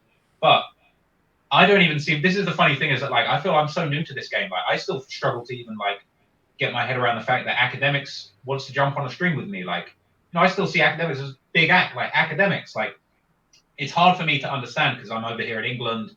I'm this white guy that doesn't really fit in. So it's sort of like I don't expect to be included on anything like that.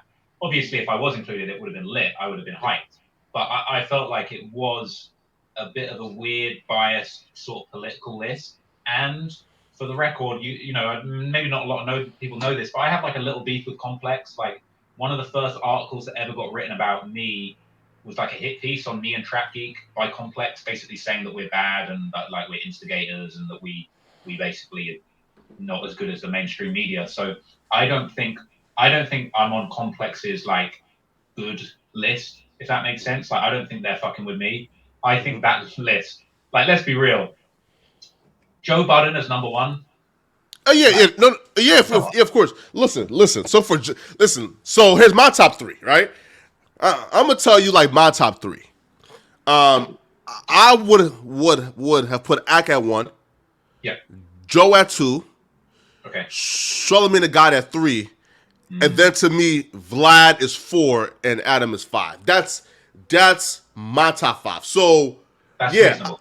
yeah. So you do have an issue with Joe being one. Why? I don't think Joe should be one, but at the same time, the list is political. I mean, come on, like it's a top 25 by Complex, and they put Joe at number one and Ak at number two, the host of Everyday Struggle. To me, Who's your one then? it seemed like promo for a new reshoot of Everyday Yo, Struggle. I thought the same thing though. No, Right? no, no, no. It's like, bro, No, listen. they're trying to make Joe like take that new contract. You know what I'm No, saying? listen though, cause when I seen that, I and automatically thought, okay, Ak and Joe got a new show coming out. It's probably on like Complex, and it's the rollout, right? Makes sense. But okay. So tell me, okay, so why don't you think Joe should be one? And then if not Joe, who would you put in Joe's place?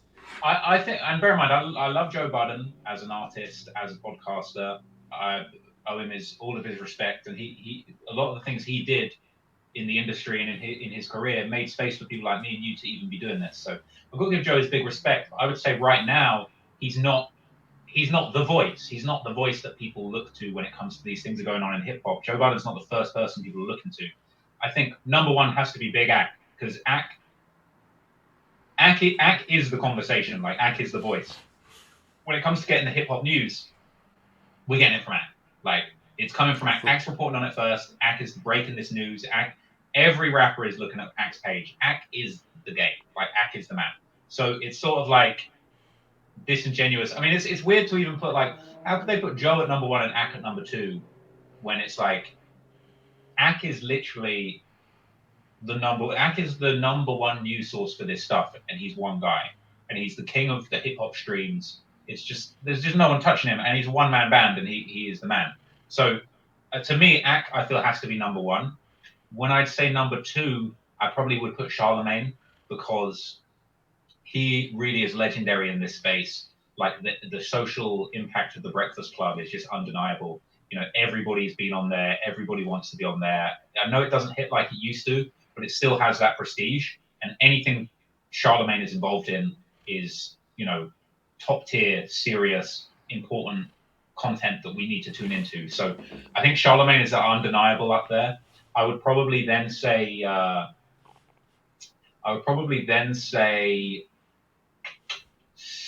probably put Vlad next, because I think that it's like it's a tough one between a three. A three. I put Vlad at three because over Joe. Over Joe right now. Okay. I know he's not going to like that. I'd probably put him at three, Adam at four, and Joe at five. That's just me. I definitely do think that Adam should be like top five though. Now, well, yeah, right? Yeah, look, yeah. It looks like we both got the same top five, but just different orders. But you know what? I will say, Gillian Wallow, $1 million worth of game, definitely like up there. Definitely.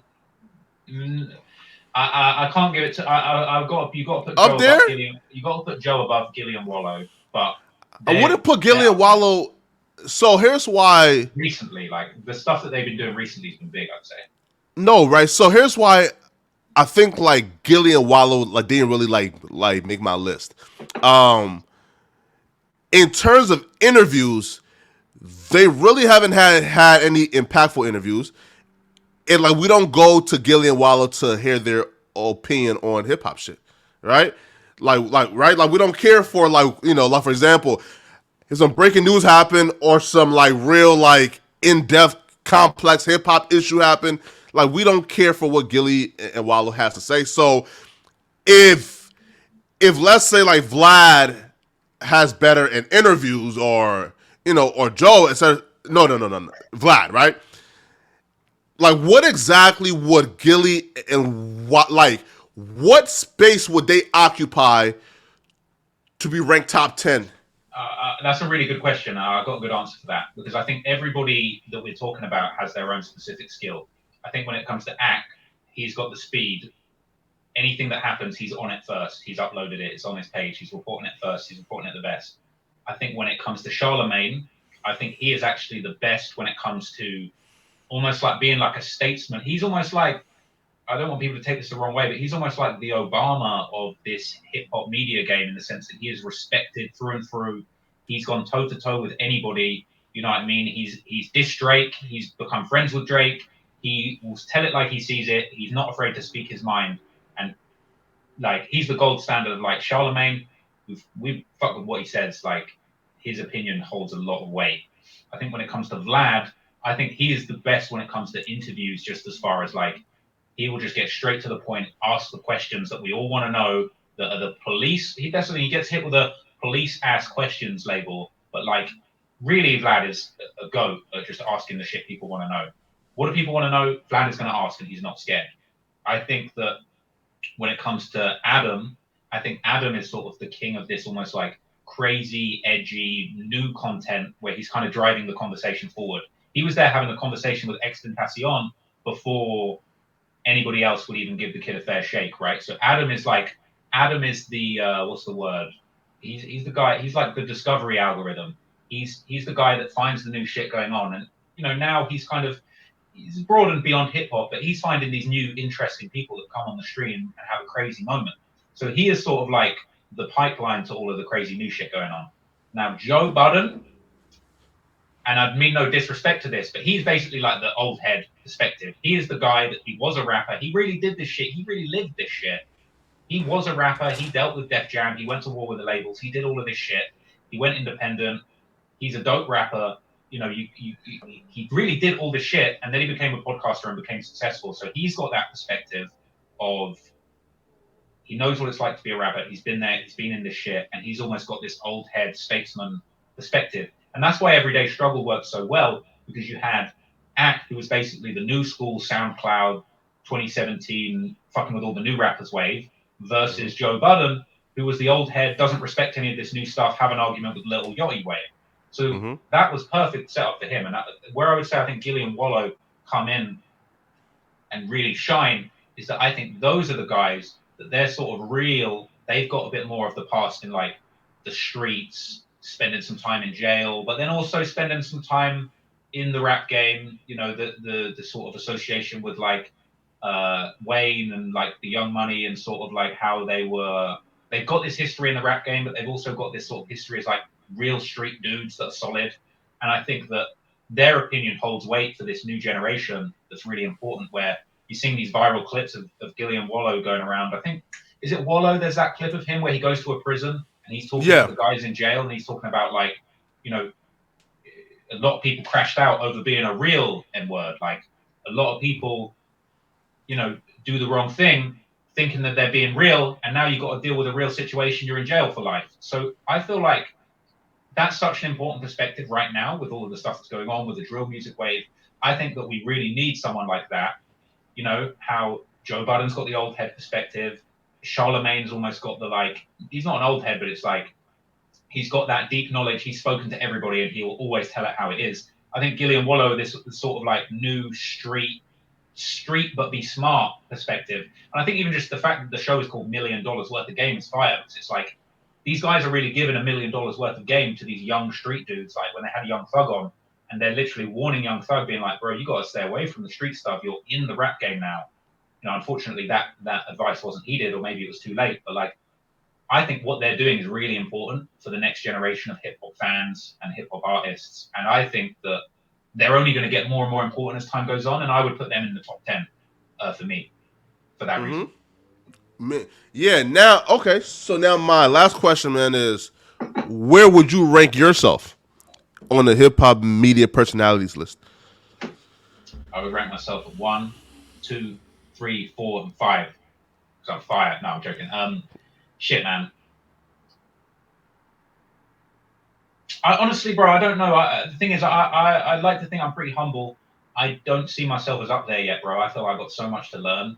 Like this is the funny thing. It's like people are hitting me up like, oh, bro, this King Von video has got 2 million views. Like, you're the GOAT. Like, that's a fucking lot of views. Like, I wasn't expecting it to do this well. I honestly, like, a big part of me thought this video was going to flop. And it was going to be like, bro, people are done hearing about Von. They've heard it all before. This is going to flop.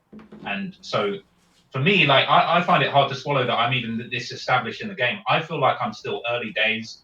I've only really been popping, like, doing well for like 3 or 4 years. Someone like Charlemagne, he's decades in the game. Academics, he's more than 10 years strong doing this shit. So I feel like I'm early days, bro. I don't feel like I'm anywhere near. Maybe I'm top 100, but I don't even know if I'd consider myself top 25, man. Like, I've got so much to learn. Man, stop it, bruh. Here, right? So first off, right? Like, eyes. Do you think that Jazzy, Nadeska, should they be ranked above you? Jinx, should they be ranked above Trap Lil Rawls in terms of hip hop media personalities? In terms of who is currently relevant in the culture, should they be ranked above you? But bear in mind, we're talking about this now after I've just had this is basically the biggest hit of my career. Like in the past 5 or 6 days, I went from like here to like up here. So it's kind of like when they made that list, I wasn't really making any noise. Like for the past 3 months, I haven't really been making that much noise for the past few months when they wrote that list. So I feel like I didn't really deserve to be on there. But bro, I mean, I can take the compliment, bro. I appreciate that. I don't see myself as up there. But like, bro, if that's Now, how people seeing me, like that's a blessing, man, for real. listen, like you better than me because listen, because the moment that I hit 200,000, I'll be real. So I kind of like drifted away from hip hop like the last, like, I'll say like month or two, but I'm definitely coming back. You feel me, right? Because bro, like I do feel like there's like, for example, right? If we ask yo, like, who's the next, like, who's the next one up, right? Right, like for example, like Ack and Charlemagne. Right? If there was Charlemagne, there was Ack, and then we ask now, okay, so like, who's the next one up? There's no names, right? There's nobody and there's nobody who's even on the horizon, right? And I personally feel, bro, like when it comes to that, bro, you feel me? Like there's very few people here who can out entertain me in terms of hip hop media, right? So like, bro, when I hit 200,000 subscribers, bro, I'll be real. If these lists is created and I'm not on there, fuck being humble, bro. I'm coming on a 5-hour live stream. I don't even drink or smoke, but I'm grabbing a blunt and I'm going off and saying, fuck all you niggas, right? But I know that I have to work for that though. So you being a million plus, no, you're close to it, right? You're almost at I'm 950 right now. How many subs did you like gain from Devon, like the shit?